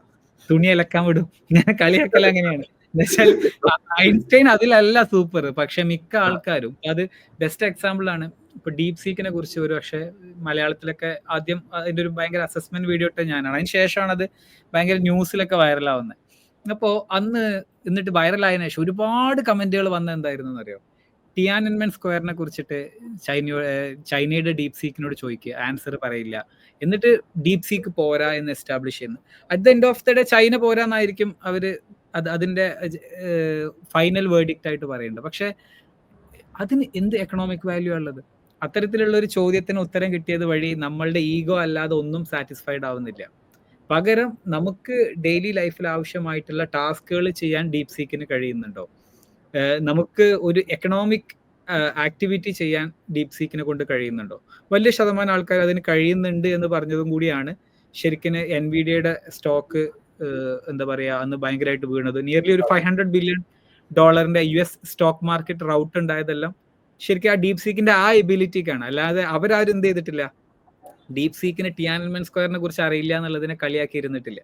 പക്ഷെ വലിയ നമ്മളെ നാട്ടിൽ സംഭവിക്കുന്നത്, നമ്മളെ നാട്ടിലല്ല കേട്ടോ, അത് യൂണിവേഴ്സലി സംഭവിച്ചിട്ടുണ്ട്. ബട്ട് ദെൻ എന്റെ വീഡിയോന്റെ താഴെ കമന്റ് ചെയ്യുന്ന മലയാളികളായതുകൊണ്ട് ഞാൻ അതിൽ നിന്നുള്ള ഒരു ഭാഗം സംസാരിച്ചത്. അതായത് പലപ്പോഴും നമ്മുടെ ചോദ്യങ്ങളുടെ ക്വാളിറ്റി നമുക്ക് ആളുകൾ അസസ് ചെയ്യുന്നതിലേക്ക് നയിക്കും എന്ന് പറയുന്നുണ്ടല്ലോ. അപ്പോ മിക്ക ചോദ്യവും ഇപ്പൊ ആൾക്കാർ AI ചോദിക്കുന്ന ചോദ്യങ്ങൾ അവരുടെ ഒരു ക്വാളിറ്റിയെ കാണിക്കുന്നുണ്ട്. ഇപ്പൊ ഓപ്പൺ AI ഇപ്പൊ ഇങ്ങനത്തെ പ്രോംപ്റ്റ് ഒക്കെ കൊണ്ടുവരുന്നുണ്ട്. അതായത് നമ്മളെ എന്താ പറയാ കളിയാക്കാൻ ഓപ്പൺ AI നമുക്ക് വേണമെങ്കിൽ പറയാം. നമ്മൾ നിരന്തരം ഉപയോഗിക്കുന്ന ഇതാണ് എന്നുണ്ടെങ്കിൽ നമുക്ക് നമ്മളെ കളിയാക്കാൻ വേണ്ടിയിട്ട് AI പറയാം. അപ്പൊ ശരിക്കും അത് കേൾക്കുമ്പോഴാണ് നമ്മളുടെ വീക്ക്നെസ് നമുക്ക് തന്നെ മനസ്സിലാവുക. ഞാൻ ഇത്ര ഷോക്കായിരുന്നു എന്നൊക്കെ ഉള്ളത് ഒരു പക്ഷെ എല്ലാവർക്കും ട്രൈ ഔട്ട് ചെയ്യാൻ പറ്റുന്ന ഒരു കാര്യമാണ്. അല്ല, അപ്പോ ദീപചേട്ടൻ ഈ പറഞ്ഞു വന്നത് ആളുകളുടെ ചോദ്യങ്ങളുടെ സ്വഭാവത്തെ കുറിച്ചാണ്. ഒരു കാര്യം എനിക്ക് പറയാനുള്ളത്, നമ്മൾ കുറച്ചുകൂടി റിയലിസ്റ്റിക് ആയിട്ട് കാര്യത്തിൽ മനസ്സിലാക്കുക. എവിടെ വരെ എത്തി നിൽക്കുന്നു എന്നുള്ളത് നിങ്ങൾക്ക് ഓരോ ആൾക്കാർക്ക് അറിയണം. കാര്യം നമ്മൾ അതിന് പഠിപ്പിച്ചു കൊടുത്ത കുറെ ഡേറ്റ ഉണ്ടല്ലോ, ഒരു പാസ്റ്റിലെ കുറെ ഡേറ്റ വെച്ചിട്ട് കാര്യങ്ങൾ പ്രോസസ് ചെയ്ത് വളരെ എഫിഷ്യന്റ് ആയിട്ട് നമുക്ക് ഉത്തരം തരാനായിട്ട് കഴിയുന്ന ഒരു സാധനമാണ്. അത് 100% കറക്റ്റായിട്ട് നിങ്ങൾ എക്സ്പെക്ട് ചെയ്യേണ്ടതില്ല. അതിനകത്ത് ബയാസസ് ഉണ്ടാകാൻ എന്ത് ഡേറ്റ ആണോ അതിന് ഫീഡ് ചെയ്തത് അതിനനുസരിച്ചുള്ള ഔട്ട്പുട്ടേ ഉണ്ടാവുള്ളൂ. എന്ന് വെച്ചാൽ പ്രയോജനമില്ലാത്തൊരു സാധനമായിട്ട് മാറുന്നില്ല എന്നുള്ളതും നിങ്ങൾ മനസ്സിലാക്കണം. അപ്പൊ ഇത് രണ്ടാണ്. ഒന്ന് അതിനു വേണ്ടിയിട്ടാണ് ഞാൻ നേരത്തെ പറഞ്ഞ കോപ്പൈലറ്റുകളായിരിക്കും കൂടെ മനുഷ്യൻ ഇതിന്റെ കൂടെ മുമ്പിലേക്ക് പോകുന്ന സമയത്ത് ഉപയോഗിച്ച് മനുഷ്യനും കൂടി ആയിട്ടായിരിക്കും കുറെ കാലത്തേക്ക് വർക്ക് ചെയ്യണം. കാര്യം ഇതിനകത്ത് തരുന്ന ഉത്തരങ്ങളുടെ മിസ്റ്റേക്കുകളും കാര്യങ്ങളും ഉണ്ട് എങ്കിൽ അത് കറക്റ്റ് ചെയ്യാനും അത് ശരിയാണോ എന്ന് നോക്കാനും അവിടെ ഒരു ഹ്യൂമൻ എഡ്ജ് അവിടെ ആവശ്യമായിട്ടുണ്ട്. പക്ഷെ അത് എന്നും ഉണ്ടാവണമെന്നില്ല. മുമ്പിലേക്ക് പോകുന്ന സമയത്ത് ഇന്ന് റിസർച്ച് പ്രോഗ്രസ് ചെയ്തുകൊണ്ട് ഇപ്പോൾ ഉണ്ട്. ആർക്കിടെക്ചറൽ ലിമിറ്റേഷൻസ് ഉണ്ട്, അൽഗോരിതമിക് ലിമിറ്റേഷൻസ് ഉണ്ട്. But what is happening here is ഈ എക്സിസ്റ്റിംഗ് ആയിട്ടുള്ള റിസർച്ച് പേപ്പേഴ്സിനെ മുഴുവൻ പ്രോസസ് ചെയ്ത് പുതിയ റിസർച്ച് മുമ്പിലേക്ക് കൊണ്ടുപോകാനായിട്ട് വേഗത കൂടിയിട്ടുണ്ട് അല്ലെ. പണ്ടത്തെ അത്രയും സമയം വേണ്ട പ്രോഗ്രസ് ഉണ്ടാക്കാനായിട്ട്. അതുകൊണ്ടാണ് വളരെ വേഗത്തിൽ മാറ്റങ്ങൾ നമ്മൾ കണ്ടു തുടങ്ങുന്നത്. ഈ AI ഉപയോഗിച്ചിട്ടാണ് നമ്മൾ എന്ത് ചെയ്യേണ്ടത്, മുമ്പിലോട്ട് റിസർച്ച് പ്രോഗ്രസ് ചെയ്യുന്നത്. ഒരു ക്വിക്ക് ക്വസ്റ്റ്യൻ ഇത് പറഞ്ഞ സമയത്ത്, കേരളത്തിൽ നിന്ന് ദിവിചേട്ടൻ ഒരുപാട് സ്റ്റാർട്ടപ്സിനൊക്കെ മെന്റർ ചെയ്യുന്നതുകൊണ്ടും വലിയ സ്റ്റുഡന്റ് കമ്മ്യൂണിറ്റി റൺ ചെയ്യുന്നതുകൊണ്ടും ഒരു സ്റ്റാർട്ടപ്പ് ബിൽഡ് ചെയ്യുന്ന ഒരാൾക്ക് ഇന്ന് ഉണ്ടാവേണ്ടത് എന്താ? അപ്പൊ ഞാൻ ഇങ്ങനെ കേട്ടിട്ടുണ്ട്, ഇന്ത്യയിലെ നമ്മൾ തുടക്കത്തിൽ ഇത് പറയുകയും ചെയ്തു, ഇന്ത്യയിലെ ഒരു വലിയ ശതമാനം കമ്പനികളും ഇന്ത്യയുടെ കൺസ്യൂമറെ ഐഡന്റിഫൈ ചെയ്തിട്ട് അവർക്ക് വേണ്ടിയിട്ടുള്ള പ്രൊഡക്റ്റുകൾ ബിൽഡ് ചെയ്യുന്നതാണ്. ഇതിനെക്കുറിച്ച് മുൻപ് പീയൂഷ് ഗോയൽ ആണെന്ന് തോന്നുന്നുണ്ട് കേന്ദ്രമന്ത്രി, പുള്ളി ഇതിനെക്കുറിച്ചൊന്ന് കമന്റ് ചെയ്തിട്ടുണ്ടായിരുന്നു. എന്താ വെച്ചാൽ നമ്മുടെ നാട്ടിലേക്ക് വേണ്ടുന്ന നമ്മുടെ വളരെ ഡൊമസ്റ്റിക് ആയിട്ടുള്ള വിഷയങ്ങളെ മാത്രം അഡ്രസ്സ് ചെയ്യുന്ന പ്രൊഡക്റ്റുകളെ ഇന്ത്യയിൽ നിന്ന് ഉണ്ടാവുന്നുള്ളൂ. മിക്കപ്പോഴും ഒരു ഗ്ലോബൽ സ്റ്റാൻഡേർഡ്സ് മീറ്റ് ചെയ്യാൻ നമുക്ക് കഴിയുന്നില്ല. നേരെ മറിച്ച് ചൈന അവിടെ കോമ്പീറ്റ് ചെയ്യുന്നത്, ചൈനയ്ക്ക് ശരിക്കും ഗ്ലോബൽ പ്രൊഡക്റ്റുകളുണ്ട്. ഇപ്പോൾ ഡീപ് സീക്ക് ആയാലും അവരുടെ എല്ലാം ഗ്ലോബൽ സ്റ്റാൻഡേർഡ്സ് മീറ്റ് ചെയ്യാൻ കഴിയുന്നതാണ്. അപ്പോൾ നമ്മുടെ സ്റ്റാർട്ടപ്പുകൾ ഇന്ന് എങ്ങനെയായിരിക്കണം ഈ AI ഇറയിൽ കാര്യങ്ങളെ നോക്കി കാണേണ്ടത്? ഒന്ന് എനിക്ക് പറയാനുള്ളത്, അടുത്ത ബിഗ് അനൗൺസ്മെന്റിൽ ചാവാനുള്ള റാപ്പേഴ്സ് അല്ല നമ്മൾ ബിൽഡ് ചെയ്യേണ്ടത്. അത് വളരെ ഷോർട്ട് ടേമിൽ നമുക്ക് കുറെ സക്സസ് ഒക്കെ ഉണ്ടാകുമായിരിക്കും. പക്ഷെ അത് കഴിയുന്ന സമയത്ത് നമ്മളിപ്പോൾ ChatGPT API എടുത്തിട്ട് എല്ലാവരും ഇങ്ങനത്തെ APIs എടുത്ത് വെച്ചിട്ട് പുതിയ പുതിയ പ്രോഡക്റ്റുകൾ ഉണ്ടാക്കി കളിക്കുന്നുണ്ട്. That is fine. അതിനകത്തൊരു ബിസിനസ് ഉണ്ട്, ബിസിനസ് മോഡൽസ് ഉണ്ട്. പക്ഷെ ഇതൊരിക്കലും ലോങ് ടേം സസ്റ്റൈനബിൾ അല്ല എന്നുള്ളത് നിങ്ങൾ മനസ്സിലാക്കി. ഇതെല്ലാം ഇന്നേറ്റ് ഫീച്ചേഴ്സ് ആയിട്ട് ഈ ഓരോ ഇതിലേക്കും മാറിയിരിക്കും. പക്ഷേ ലോകത്ത് എല്ലാവരും തുല്യരാണ് എന്ന് പറയുന്ന ഒരു അവസ്ഥ ആദ്യമായിട്ട് ഉണ്ടായിരിക്കുകയാണ്. ദാറ്റ് ഈസ് ഒരു ലൈൻ നമ്മൾ വരച്ച് എല്ലാവരും ഓട്ട മത്സരം തുടങ്ങുകയാണെങ്കിൽ ആസ് ഓഫ് നൗ ആ ഇൻഫർമേഷൻ അസിമെട്രി ഇല്ല. അമേരിക്കയിൽ എന്ത് നടക്കുന്നു അതേ സമയത്ത് നമുക്ക് ഇവിടെ അക്സസിബിൾ ആണ്. ആൻഡ് ഏറ്റവും ബെസ്റ്റ് ആയിട്ടുള്ള ഇന്റലക്ച്വൽ കേപ്പബിലിറ്റീസ് ഉള്ള ആൾക്കാർ നമ്മുടെ നാട്ടിലുണ്ട് അല്ലെ. ഏറ്റവും വലിയ വലിയ പ്രോബ്ലംസ് നമുക്ക് അതിനെ വെച്ചിട്ട് സോൾവ് ചെയ്യാനായിട്ടുണ്ട്. അതിന് സപ്പോർട്ടീവ് ആയിട്ടുള്ള എക്കോസിസ്റ്റം ഗവൺമെന്റും എല്ലാവരും ഒക്കെ അതിനുവേണ്ടി പരിശ്രമിക്കുന്നുണ്ട്. നമ്മൾ ഓരോ ആൾക്കാരും ശ്രദ്ധിക്കേണ്ടത് നമ്മൾ കുറച്ചുകൂടി ബിഗർ ആയിട്ട് സ്വപ്നം കാണാനായിട്ട് പഠിക്കുക. ആ വലിയ സ്വപ്നത്തിലേക്ക് പോവുകയാണ് എങ്കിൽ എന്താണ് അതിനകത്ത് യാതൊരു തടസ്സമില്ല, നിങ്ങൾക്ക് അത് സാധിക്കുമെന്നുള്ളൊരു കോൺഫിഡൻസ് ഉണ്ടാവുക എന്നുള്ളതാണ്. അപ്പൊ നമ്മൾ മനസ്സിലാക്കേണ്ട ഒരു കാര്യം എന്ന് പറയുന്നത് നമ്മളുടെ സ്വപ്നങ്ങളെ ഇന്ന് ലിമിറ്റ് ചെയ്യേണ്ട ആവശ്യമില്ല. പക്ഷെ ഒരേ ഒരു വ്യത്യാസം ഇവിടെ ഉള്ളൂ, അവർക്കുള്ള GPU ആക്സസ് നമുക്കില്ല എന്ന് പറയുന്ന കാര്യം, അല്ലെങ്കിൽ അവർക്ക് കിട്ടുന്ന ഫണ്ടിങ് ആക്സസ് ഇല്ല എന്നുള്ളതായിരിക്കാം നമ്മളെ ലിമിറ്റ് ചെയ്യുന്ന ഒരു കാര്യം. പക്ഷെ നമ്മളെല്ലാവരും ഇന്ന് ഒരേ ലൈനിൽ നിൽക്കുകയാണ്. ഇന്റർനെറ്റിന്റെ കാലം വരുന്ന സമയത്ത് ഇന്റർനെറ്റിനകത്ത് കസ്റ്റമേഴ്സ് അവിടെ ഉണ്ടായിരുന്നുള്ളൂ. നമുക്ക് ഇവിടുന്ന് പ്രോഡക്റ്റ് ഉണ്ടാക്കി അവർക്കേ കൊടുക്കാൻ പറ്റുള്ളൂ എങ്കിൽ ഇന്ത്യയിൽ യൂസേഴ്സ് ഇല്ല. ആൻഡ് അവിടെ വന്ന് ഒരുപാട് വർഷം കഴിഞ്ഞതിന് ശേഷം മാത്രമേ നമുക്ക് ഇവിടെ ആ ടെക്നോളജി ആക്സസിബിൾ ആവുള്ളൂ. പക്ഷെ ഇന്ന് അതല്ല. We have access to all technologies at the same time. Available ആണ്. അപ്പൊ ഒരേ വരയിൽ നിന്നിട്ടാണ് നമ്മളിന്ന് മത്സരിക്കുന്നത് എന്നുള്ളൊരു ബോധ്യം നമുക്ക് ഉണ്ടാവണം. ചൈന ഇപ്പൊ ഓടി തുടങ്ങിയാലും നമുക്ക് അവരെ തോപ്പിക്കാനായിട്ട് പറ്റുന്നുണ്ട്. നമുക്കിവിടെ വളരെ ഫോക്കസ്ഡ് ആയിട്ട് റിസർച്ച് ഓറിയന്റഡ് ആയിട്ട് ഒരുപാട് സ്റ്റാർട്ടപ്സ് ഇവിടേക്ക് വരുന്നുണ്ട്. നമ്മൾ ആദ്യം ഒന്ന് മനസ്സിലാക്കേണ്ടത്, ഇപ്പൊ നേത്രാസമി എന്നൊരു സ്റ്റാർട്ടപ്പിന് കഴിഞ്ഞ ദിവസം 107 കോടി രൂപ ഫണ്ട് കിട്ടിയത് അറിഞ്ഞായിരുന്നു. നമുക്ക് ആദ്യമായിട്ട് AI ചിപ്പ് ഉണ്ടാവുമ്പോഴാണ്. നമ്മുടെ നാട്ടിൽ സ്വന്തമായിട്ട് ചിപ്പില്ല. ചൈന ചിപ്പ് ഉണ്ടാക്കി അവർ അതിന്റെ ചുറ്റും കംപ്ലീറ്റ് ആയിട്ട് പ്രോഡക്റ്റ് ബിൽഡ് ചെയ്തതിനു ശേഷം നമുക്ക് കുറെ കാലം കഴിഞ്ഞിട്ട് കിട്ടുന്ന ഒരു സാഹചര്യത്തിൽ നമ്മുടെ നാട്ടിൽ നിന്നും എഡ്ജ് കമ്പ്യൂട്ടിങ്ങിന്റെ ഒരു ചിപ്പ് ഉണ്ടായിട്ടുണ്ട്. അത് റിസർച്ചിൽ ഇരിക്കുകയാണ്. അടുത്ത ഒരു വർഷം കഴിയുന്ന സമയത്ത് അത് പ്രൊഡക്ടൈസേഷനിൽ പോകുമ്പോൾ ആ ചിപ്പിന് ചുറ്റും ഒരുപാട് ഇന്റലിജൻസ് ഉള്ള പ്രോഡക്റ്റുകൾ ഉണ്ടാക്കാൻ പറ്റുന്ന അവസരം നമ്മുടെ നാട്ടിലുണ്ട്. അപ്പൊ അതിന് വേണ്ടത് വലിയ ലാർജ് ലാംഗ്വേജ് മോഡൽസ് അല്ല, അതിനകത്ത് സ്മോൾ ലാംഗ്വേജ് മോഡൽസ് ഓരോ ഡൊമൈൻ സ്പെസിഫിക് ആയിട്ട് ബിൽഡ് ചെയ്ത് അതിനകത്ത് യൂസ് ചെയ്യുക. എഡ്ജ് കമ്പ്യൂട്ടിംഗ് എന്ന് പറയുന്നത് എന്താണ്? നമുക്ക് ഒരു ക്യാമറ CCTV ഉണ്ട് എങ്കിൽ നമ്മൾ CCTV ഇന്ന് വീഡിയോ കംപ്ലീറ്റ് ആയിട്ട് നമ്മുടെ പോലീസ് സ്റ്റേഷന്റെ സെർവറിലേക്ക് പോയിട്ട് അവിടെ നിന്ന് നമ്മൾ ഡിറ്റക്ട് ചെയ്യുന്നു ഹെൽമെറ്റ് വെച്ചിട്ടുണ്ടോ ഇല്ല എന്നുള്ളത് ആണെങ്കിൽ അതിന്റെ ആവശ്യമില്ല. ഇത്രയും ഡേറ്റ എന്തിനാ ട്രാൻസ്ഫർ ചെയ്യുന്നത്? അവിടെ ഇരുന്ന് തന്നെ ഹെൽമെറ്റ് ഉണ്ടോ ഇല്ല എന്ന് ഐഡന്റിഫൈ ചെയ്ത് അത് മാത്രം കമ്മ്യൂണിക്കേറ്റ് ചെയ്താൽ മതി. ആ ഒരു ലോക്കലൈസ്ഡ് ചെയ്ത് ചെയ്യാൻ പറ്റുന്ന തരം ഇന്നോവേഷൻസ് നമ്മുടെ നാട്ടിൽ നിന്ന് ഉണ്ടാവുന്നുണ്ട്. ആ റിസർച്ച് ഓറിയന്റഡ് ആയിട്ടുള്ള സ്റ്റാർട്ടപ്പുകളുടെ കൂടുതൽ കൂട്ടം ഇതിന് ചുറ്റുമായിട്ട് വന്നിട്ട് അണിനിരക്കണമെന്നും അത് വെച്ചിട്ട് ഒരുപാട് പ്രോഡക്റ്റുകൾ ഉണ്ടാക്കാനായിട്ട് പറ്റും. Hex20 എന്ന് പറയുന്ന മറ്റൊരു സ്റ്റാർട്ടപ്പ് ഇവിടെ എന്ത് ചെയ്തിട്ടുണ്ട്? നമ്മുടെ SpaceX വഴി ആദ്യത്തെ കൊമേഴ്ഷ്യൽ സ്റ്റാർട്ടപ്പ് പിന്നെ കൊമേഴ്ഷ്യൽ സാറ്റലൈറ്റ് ലോഞ്ച് ചെയ്തിട്ടുണ്ട്. വി ക്യാൻ സ്പേസിനകത്ത് അത്രത്തോളം ഡേറ്റ അവിടെ അവൈലബിൾ ആയിട്ടുണ്ട് അല്ലെ. ഹൈപ്പർ സ്പെക്ട്രൽ ഡേറ്റ എന്ന് പറഞ്ഞിട്ട് അത്രത്തോളം ഡേറ്റ അവിടെ അവൈലബിൾ ആയിട്ടുണ്ട്. സർക്കാരിന്റെയും എല്ലാവരും ഇഷ്ടംപോലെ ഡേറ്റ ഉണ്ട്. ഇതിനെ എങ്ങനെ ഏറ്റവും ബെറ്റർ ആയിട്ട് കൊണ്ടുപോകാനായിട്ട് പറ്റുമെന്ന് ചിന്തിക്കുന്ന AI സ്റ്റാർട്ടപ്പുകളാണ് അവിടെ ഉണ്ടാകുന്നത്. ബെറ്റർ അൽഗോരിതംസ് യൂസ് ചെയ്യാനായിട്ട് പറ്റണം. അതായത് ട്രാൻസ്ഫോമേഴ്സ് നമ്മൾ അങ്ങനെ മൊത്തത്തിൽ തോൽവിയല്ല, നമുക്ക് ഒരുപാട് നല്ല പ്രതീക്ഷയുള്ള ഒരുപാട് സ്റ്റാർട്ടപ്സ് സ്റ്റാർട്ടപ്പുകൾ നമ്മുടെ നാട്ടിലുണ്ട്. നമ്മുടെ തോൽവിയല്ല. ഇപ്പൊ വൈറ്റൽ വ്യൂ എന്ന് പറയുന്ന കമ്പനി ശരിക്കും നമ്മുടെ എക്സ്റേയിൽ നിന്ന് ഡോക്ടർമാർക്ക് ഇൻഫർമേഷൻ കൊടുക്കുന്ന സ്റ്റാർട്ടപ്പാണ്. അതായത് എക്സ്റേയിൽ നിന്ന് AI മോഡൽസ് എന്ത് ചെയ്യും എന്ന് പറയുന്നത് അതിനകത്ത് ഡോക്ടറിന് ബെറ്റർ ഇൻസൈറ്റ്സ് കൊടുക്കാൻ പറ്റും വേറെ എക്സ്റേയിൽ നിന്ന്. അപ്പോൾ അത് ഒരുപാട് പിന്നെ മെഡിക്കൽ കോളേജുകളുമായിട്ട് അവർ എന്ത് ചെയ്യുന്നുണ്ട്, ടൈപ്പ് ആവുന്നുണ്ട്. And we are adapting this. പക്ഷേ ഈ റിസർച്ച് ഓറിയന്റഡ് ആയിട്ടുള്ള കൂടുതൽ ആൾക്കാർ അവിടേക്ക് വരണം. വളരെ ലോ വാങ്ങി എളുപ്പമെടുത്ത് ചെയ്യാൻ പറ്റുന്ന രീതിയിലുള്ള സ്റ്റാർട്ടപ്പുകളുടെ എണ്ണം ആയിരിക്കും ഇവിടെ 99%. അവിടെ സ്ലോലി നമ്മൾ ഷിഫ്റ്റ് ചെയ്യുകയാണ് എങ്കിൽ അതിനെ സപ്പോർട്ട് ചെയ്യുന്ന ഒരു എക്കോസിസ്റ്റം ഇന്ന് നമ്മുടെ കേരളത്തിലുണ്ട്. We have an ecosystem to support that. പക്ഷെ അതിനു വേണ്ടിയിട്ട് തയ്യാറായിട്ട് വരണം എന്നുള്ളതാണ്. ദീപു ചേട്ടൻ, നമ്മൾ ഈ ഡിസ്കഷൻ സ്റ്റാർട്ട് ചെയ്യുന്ന സമയത്ത് IT ജോലികളുടെ ഒരു ഫ്യൂച്ചറിനെ കുറിച്ചിട്ട് ഇങ്ങനെ പറഞ്ഞു തുടങ്ങിയായിരുന്നല്ലോ. നമുക്ക് ആ ഭാഗം കൂടെ ഒന്ന് വിശദീകരിച്ചിട്ട്, അതായത് എനിക്ക് 2 ആസ്പെക്റ്റ് ആണ് ഇതിൽ പ്രധാനമായിട്ടും വേണ്ടത്. നിലവിൽ IT ജോലി ചെയ്തുകൊണ്ടിരിക്കുന്നവർ എങ്ങനെയാണ് അവരുടെ കരിയറിനെ പ്ലാൻ ചെയ്യേണ്ടത്, അതുപോലെ ഇനി IT ജോലിയിലേക്ക് സ്റ്റെപ്പ് ഇൻ ചെയ്യാൻ നിൽക്കുന്ന ആൾക്കാർ. ഇപ്പോൾ നമുക്ക് എന്തുകൊണ്ട് ഏത് രീതിയിൽ വേണമെന്നുണ്ടെങ്കിലും ഈ AI ഇമ്പാക്റ്റിനെ കുറച്ച് കാണിക്കാം. അതായത് കുറേ പേര് ഇതിൽ ആശ്വാസം കണ്ടെത്തുന്നത് ഇത് AI അല്ല. അപ്പോൾ നേരത്തെ ദീപു ചേട്ടൻ അതിന് ആൻസർ പറഞ്ഞു, ഓക്കെ ഇത് AI അല്ല, അങ്ങനെ തന്നെ കൂട്ടാം.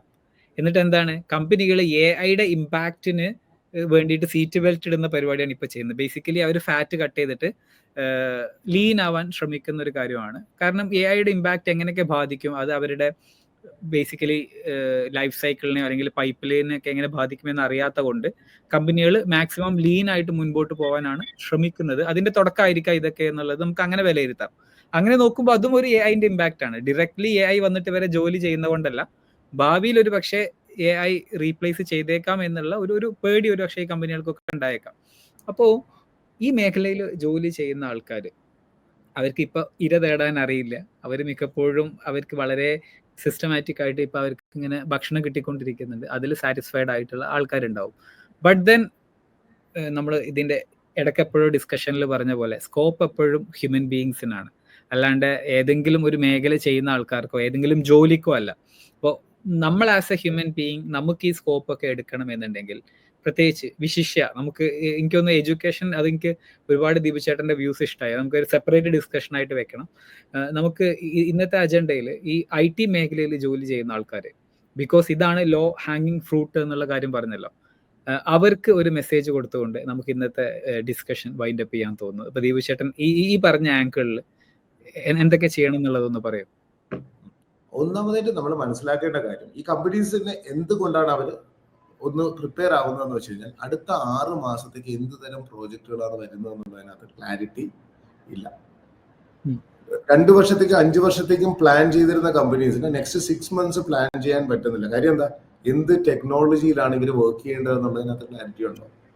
Because today's team has to work on something that doesn't exist today to solve a problem that might not be problem today. അപ്പോൾ ആ ഒരു രീതിയിലേക്കുള്ള ഒരു ലോകത്തിലേക്ക് പോകുന്ന സമയത്ത് ആ അൺസർട്ടനിറ്റിയാണ് എല്ലാവരെയും ഒന്ന് കോഷ്യസ് ആയിട്ട് നിലനിൽക്കുക എന്ന് പറയുന്നൊരു ഇതിലേക്ക് മാറ്റിയത്, ഫോക്കസ് ചെയ്യിപ്പിക്കുന്നത്. ഇനിയാണ് വന്നിട്ട് ജോലി എടുക്കാനായിട്ട് പോകുന്നതെന്ന് നമ്മൾ പറയുന്നുണ്ടെങ്കിൽ, അവിടെ ആ ടൂളിനോടൊപ്പം പഠിക്കാൻ, ഞാൻ നേരത്തെ പറഞ്ഞ ടൂൾ ഫ്ലുവൻസി ഉണ്ടല്ലോ, അല്ലെങ്കിൽ ടെക്നോളജി ഫ്ലുവൻസി, പുതിയ ടൂളുകൾ അഡാപ്റ്റ് ചെയ്യാനുള്ള ഫ്ലുവൻസി ഉണ്ടായി വരുന്ന ആൾക്കാർക്ക് ഹ്യൂജ് ഡിമാൻഡ് ഉണ്ടാവും ഈ ഓരോ കമ്പനികളിലും. കാര്യം ഡിമാൻഡ് ഒരുപാട് വലുതാകാൻ പോവാണ്, ഡിമാൻഡ് ഒരുപാട് വലുതാവാൻ പോവാണ്. പക്ഷെ adapting to that change, right, it is not most intelligent എന്ന് പറയുന്ന ആൾക്കാർക്ക് അവിടെ ഡിമാൻഡ് ഉണ്ടാവാനായിട്ട് പോകുന്നത്. ഇന്റലിജൻസ് എന്ന് പറയുന്നത് ലെവലായി, ഇവൻ ഭയങ്കര കിടിലമാണ്, ഇവൻ മീഡിയോക്കർ ആണ് എന്ന് പറയുന്ന സാധനമുള്ളൂ. ഇതിനെ എല്ലാത്തിനെയും ഒരേ ലെവലിലേക്ക് കൊണ്ടെത്തിച്ച് കഴിഞ്ഞിട്ടുണ്ട്. A person who can use that tool better might be much more productive and an intelligent person in the company who doesn't know how to use that tool. That is the difference. ആ difference നമ്മൾ മനസ്സിലാക്കിയിട്ട് നമ്മൾ അതിനെ prepare ചെയ്ത് കഴിഞ്ഞാൽ, അവിടെ ആ കമ്പനിയിൽ ഈ സാലറി എന്ന് പറയുന്ന കാര്യം ഇല്ലെങ്കിൽ പോലും you can see that this is the biggest opportunity there. അത് പ്രിപ്പയർ ചെയ്യുന്ന ആൾക്കാർക്ക് ഒരിക്കലും എന്ത് ചെയ്യേണ്ടി വരില്ല, ദുഃഖിക്കേണ്ടി വരില്ല എന്നുള്ളതാണ്. ബട്ട് ആ കംഫർട്ട് സോൺ ബ്രേക്ക് ചെയ്യണം. ആ ഫിയർ സോണിലേക്ക് കടന്ന് കുറച്ച് പുതിയ കാര്യങ്ങൾ അഡാപ്റ്റ് ചെയ്ത് മുകളിലേക്ക് നോക്കുക, താഴേക്ക് നോക്കിയിട്ട് എന്ത് ചെയ്യണമെന്ന് വിചാരിക്കുന്നതിന് പകരം എന്തൊക്കെ അവസരങ്ങളാണ് അവിടെ വരുന്നത് അതിലേക്ക് നോക്കിയിട്ട് നമുക്ക് എന്തൊക്കെ ചെയ്യാമെന്ന് ആലോചിച്ചാൽ മാത്രം മതി. അത് എല്ലാവർക്കും പറ്റുന്ന കാര്യം തന്നെയാണ്. പക്ഷെ ഒരു പ്രശ്നം എന്ന് പറയുന്നത്, ഇന്ന് IT ഇൻഡസ്ട്രിയിലേക്ക് വന്ന പല ആൾക്കാരും ഇവിടേക്ക് വരേണ്ടിയിരുന്നില്ല എന്നുള്ളതാണ്. മേ ബി റോങ് കരിയർ ആയിരിക്കും അവരിപ്പോ നിൽക്കുന്നത്. അവർക്ക് എളുപ്പം ജോലി കിട്ടുന്ന സാധനം റെപ്പറ്റേറ്റീവ് ആയിട്ട് ഒരു കാര്യം പഠിപ്പിച്ചതിന് ട്രെയിൻ ചെയ്തിട്ട് എടുത്തോളൂ എന്ന് പറഞ്ഞിട്ട് ഒരുപാട് പേര് ഇവിടെ വന്നു. പക്ഷെ അവർക്ക് അപ്പോഴും അവർ നോക്കേണ്ടത് നിങ്ങളുടെ ഇന്നേറ്റ് എന്തിലായിരുന്നു നിങ്ങളുടെ ശരിക്കുള്ള ഇഷ്ടം, അവിടേക്ക് ഫ്ലറിഷ് ചെയ്യാനുള്ള ഒരു അവസരമായിട്ട് വേണമെങ്കിൽ തന്നെ കാണാം. ഈവൻ ഇഫ് ബിക്കോസ് ഞാൻ നേരത്തെ പറഞ്ഞു ഇൻഫിനിറ്റ് ലെവറേജ് ഉള്ള ഒരു വേൾഡിലാണ് നിൽക്കുന്നത്. പക്ഷെ അതിന് തയ്യാറാവാത്ത ആൾക്കാർ എന്തായി പോകുന്നത് വെച്ചാൽ ദേ ആർ ബിക്കമിങ് ഇർറെലവന്റ്. ഈ ഒരു ആവശ്യമില്ല അവരെ കൊണ്ടിവിടെ. അതായത് ഒരു ടൂള് ഈ ടൂൾ ഉപയോഗിച്ച് മാത്രമേ ഞാൻ പണിയെടുക്കുള്ളൂ എന്ന് തീരുമാനിച്ചുകൊണ്ടിരിക്കുന്ന ആളിനെ സംബന്ധിച്ചിടത്തോളം, ആ ടൂൾ ഉപയോഗിക്കാത്തൊരു ലോകത്തിലേക്ക് വരുന്ന സമയത്ത് അവരെ കൊണ്ട് എന്ത് പ്രയോജനം? ഈ ഹരാരിയുടെ ഒരു വാക്കുകളുണ്ട്, പുള്ളി സാപ്പിയൻസിലാണ് പറഞ്ഞെന്ന് തോന്നുന്നുണ്ട്, ലോകത്ത് ഒരു യൂസ്ലെസ് ക്ലാസ് രൂപപ്പെട്ടുകൊണ്ടിരിക്കുക എന്ന് പറഞ്ഞിട്ട്. അതായത് സോഷ്യലി, ഇക്കണോമിക്കലി ആൻഡ് പൊളിറ്റിക്കലി നമുക്കൊന്നും കോൺട്രിബ്യൂട്ട് ചെയ്യാൻ കഴിയാത്ത ഒരു ജനത. അപ്പോൾ ശരിക്ക് നമുക്കുണ്ടായിരുന്ന പല സ്കില്ലുകളെയും AI ഒബ്സലീറ്റ് ആക്കുമ്പോൾ ശരിക്കും അഡാപ്റ്റ് ചെയ്യാത്തവർ പിന്നെ ഈ കാറ്റഗറിയിലേക്കാണല്ലോ മൂവ് ഓൺ ചെയ്യുക. ഞാൻ പറയുന്നത് പ്രൊഡക്റ്റ് എക്കണോമിക് ആക്ടിവിറ്റി എന്നുള്ള കാറ്റഗറിയിൽ മാത്രമാട്ടോ. Like still they can be politically active, they can be socially active. But then ഈ എക്കണോമിക് ഏജൻസി ആൾക്കാർക്ക് ഒരുപാട് ഫ്രീഡം കൊടുക്കുന്നുണ്ട്. അതിന്റെ പേരിലാണ് പലപ്പോഴും ഇപ്പോൾ ജോലി ഒരു ഐഡന്റിറ്റി ആയിട്ട് കാണുന്നത് പോലും അയാൾ അത് ക്രിയേറ്റ് ചെയ്യുന്ന ഒരു എക്കണോമിക് ഏജൻസിയും കൂടെ കാരണമാണല്ലോ.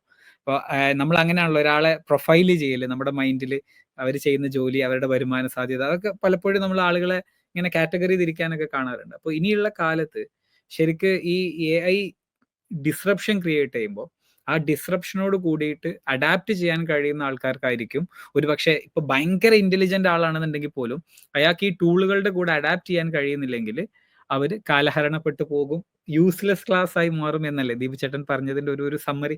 ഓക്കെ, അതിനകത്ത് ഒരു കാര്യം എനിക്ക് പറയാനുള്ളത്, ഇമ്മിനന്റ് അല്ലാതെ അടുത്ത 1, 2, 3 വർഷത്തിലല്ല ഇത് ആവാനായിട്ട് പോകുന്നത്.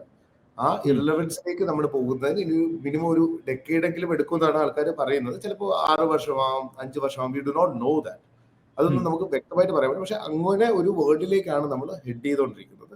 But it is not imminent based on the progress that AI has made so far. ഇതുവരെ വന്നിരിക്കുന്ന പാസ്റ്റിൽ നിന്നും ഡേറ്റയെ വെച്ച് പ്രഡിക്ട് ചെയ്യുന്ന തരം മോഡലുകൾ അതിലേക്ക് കൊണ്ടെത്തിക്കാനായിട്ട് പോകുന്നത്. പുതിയ മോഡലുകൾ വന്നേക്കാം. ഇപ്പം കഴിഞ്ഞ ദിവസം തന്നെ നമ്മളുടെ ഡീപ് മൈൻഡിന്റെ ജീനി 3 എന്ന് പറയുന്ന ഒരു വേൾഡ് മോഡൽ ക്രിയേറ്റ് ചെയ്യുന്ന ഒരു സാധനം വന്നിട്ട്. So if you look into it, നമുക്ക് റിയൽ വേൾഡിനെ ക്രിയേറ്റ് ചെയ്ത് അത് റെപ്പിറ്റേറ്റീവ് ആയിട്ട് അതിനകത്ത് പോയിട്ട് അതിനെ എക്സ്പ്ലോർ ചെയ്യാൻ പറ്റുന്ന രീതിയിലേക്കുള്ള ജനറേറ്റീവ് AI ആണ്. അത് എന്താ ചെയ്യാനായിട്ട് പോകുന്നതെന്ന് പറയുന്നത്, എക്സിസ്റ്റിംഗ് ഡേറ്റ വെച്ചിട്ട് പ്രഡിക്റ്റ് ചെയ്യുന്ന തരം AI ഏജൻസിന് പകരം റിയൽ വേൾഡിൽ പോയിട്ട് ഗെയിം കളിച്ച് പഠിച്ച് കാര്യങ്ങൾ എക്സ്പീരിയൻസ് ചെയ്തെടുക്കാൻ പറ്റുന്ന ഏജന്റുകൾ ഉണ്ടാക്കാനുള്ള പോസിബിലിറ്റിയാണ് അവിടെ കൊണ്ടുവരുന്നത്. അതെ. അപ്പൊ ഗെയിമിഫിക്കേഷൻ ഒരു പ്രധാനപ്പെട്ട ഒരു സാധനമായിരിക്കും. നമ്മളെ ഒരു കുട്ടികളെ അല്ലെങ്കിൽ നമ്മൾ ഓരോ ഗെയിമിനകത്തും നമ്മൾ എന്ത് ചെയ്താൽ പോയിന്റ് പോയി, ലൈഫ് വന്നു, ഇത് നഷ്ടപ്പെട്ടു എന്ന് പറയുന്ന പോലുള്ള റിയൽ വേൾഡ് മോഡൽസ് ഉണ്ടാക്കും ഓരോ മേഖലയ്ക്കും വേണ്ടി.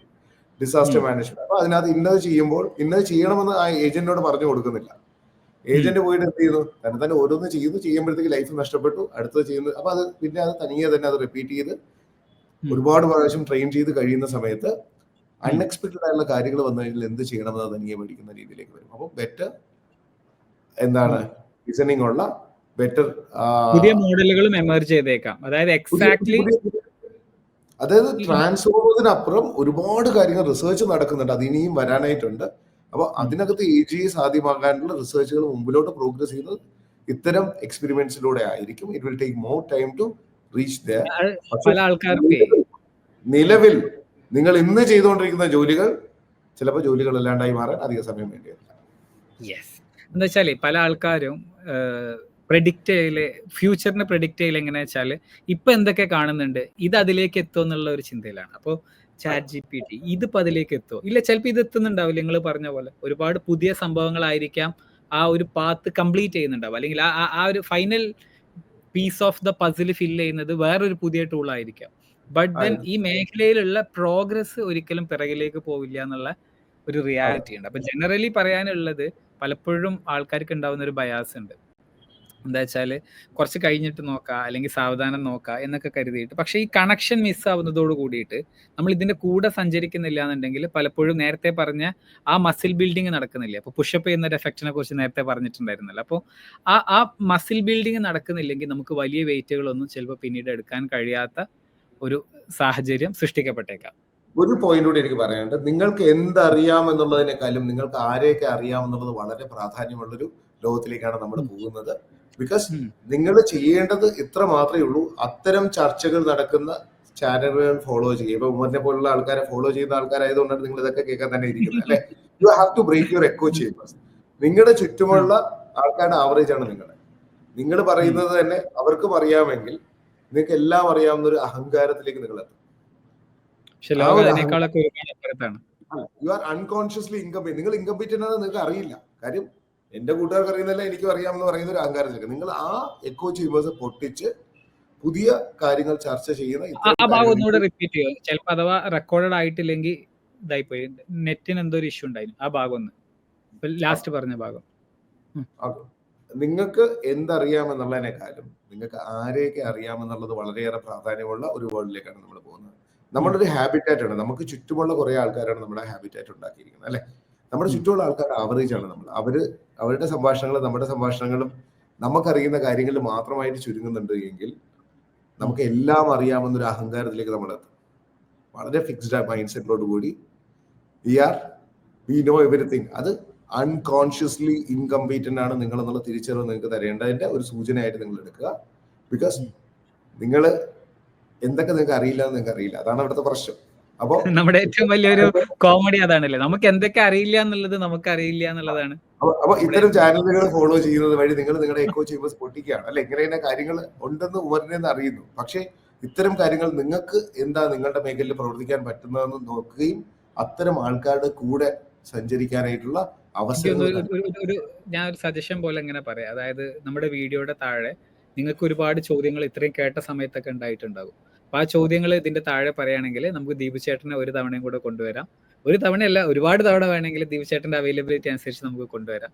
എന്നിട്ട് ഈ ചർച്ച നമുക്ക് നിരന്തരം നടത്താം. അപ്പൊ എന്താണെന്ന് വെച്ചാൽ ബേസിക്കലി ഇതിൽ ഒരുപാട് ചർച്ച ചെയ്യേണ്ടതുണ്ട്. ഇത് ഇപ്പോൾ ഞാനോ ദീപു ചേട്ടനോ അല്ലെങ്കിൽ ഇനി ഇവിടെ വരുന്ന ഏത് ഗസ്റ്റ് ആണെങ്കിലും ഇവരാരും പൂർണ്ണ ഉത്തരം നൽകാൻ കഴിയുന്ന ആൾക്കാരായിരിക്കില്ല. ബട്ട് ഡെഫിനറ്റ്ലി നിങ്ങൾക്ക് ഒരു വേർ തിങ്സ് ആർ ഹെഡഡ് എന്നുള്ള ആ ഒരു ഡയറക്ഷൻ കാണിച്ചു തരാൻ കഴിയുന്ന ആൾക്കാരെ നമ്മൾ തീർച്ചയായിട്ടും ഇനിയുള്ള എപ്പിസോഡുകളിലും ഇതുപോലെ കൊണ്ടുവരണം എന്ന് ഉദ്ദേശിക്കുന്നുണ്ട്. അപ്പോൾ ഈ വീഡിയോ കാണുന്ന ആൾക്കാരുണ്ടെങ്കിൽ ജനറലി പറയാനുള്ള എന്താണെന്ന് വെച്ച് കഴിഞ്ഞാൽ, ലോകം നമ്മൾ എത്ര വേഗതയിൽ മൂവ് ചെയ്യുന്നുണ്ട് എന്ന് കരുതുന്നുണ്ടെങ്കിലും ഒരു പക്ഷേ അതിനേക്കാൾ വേഗതയിൽ മൂവ് ചെയ്യുന്ന ഒരു സ്ഥിതിവിശേഷം ഇന്ന് നിലവിലുണ്ട്. നമ്മൾ എന്ത് പഠിച്ചാലും ഒരു പക്ഷേ അത് നമുക്ക് ഇനിയുള്ള കാലത്ത് ഒരു സർവൈവൽ ഗ്യാരണ്ടി ചെയ്തോളണം എന്നൊന്നുമില്ല. പക്ഷേ അഡാപ്റ്റീവ് ആയിട്ടുള്ള വ്യക്തികൾക്ക്, എന്ത് മാറ്റം വരുമ്പോഴും അതിനെ കൂടെ മാറാൻ കഴിയുന്ന വ്യക്തികൾക്ക് ഇനിയുള്ള കാലത്തും ഒരു പക്ഷേ ആ ഒരു സർവൈവലിനുള്ള ഒരു പോസിബിലിറ്റി ഉണ്ട്. അതൊരു പോസിറ്റീവ് സിനാരിയോയിൽ തന്നെ ഉൾക്കൊള്ളേണ്ട കാര്യമാണ്. എന്താ വെച്ചാൽ ഇത് ഒരു ലെവൽ പ്ലേയിങ് ഫീൽഡ് ക്രിയേറ്റ് ചെയ്യുന്നുണ്ട്.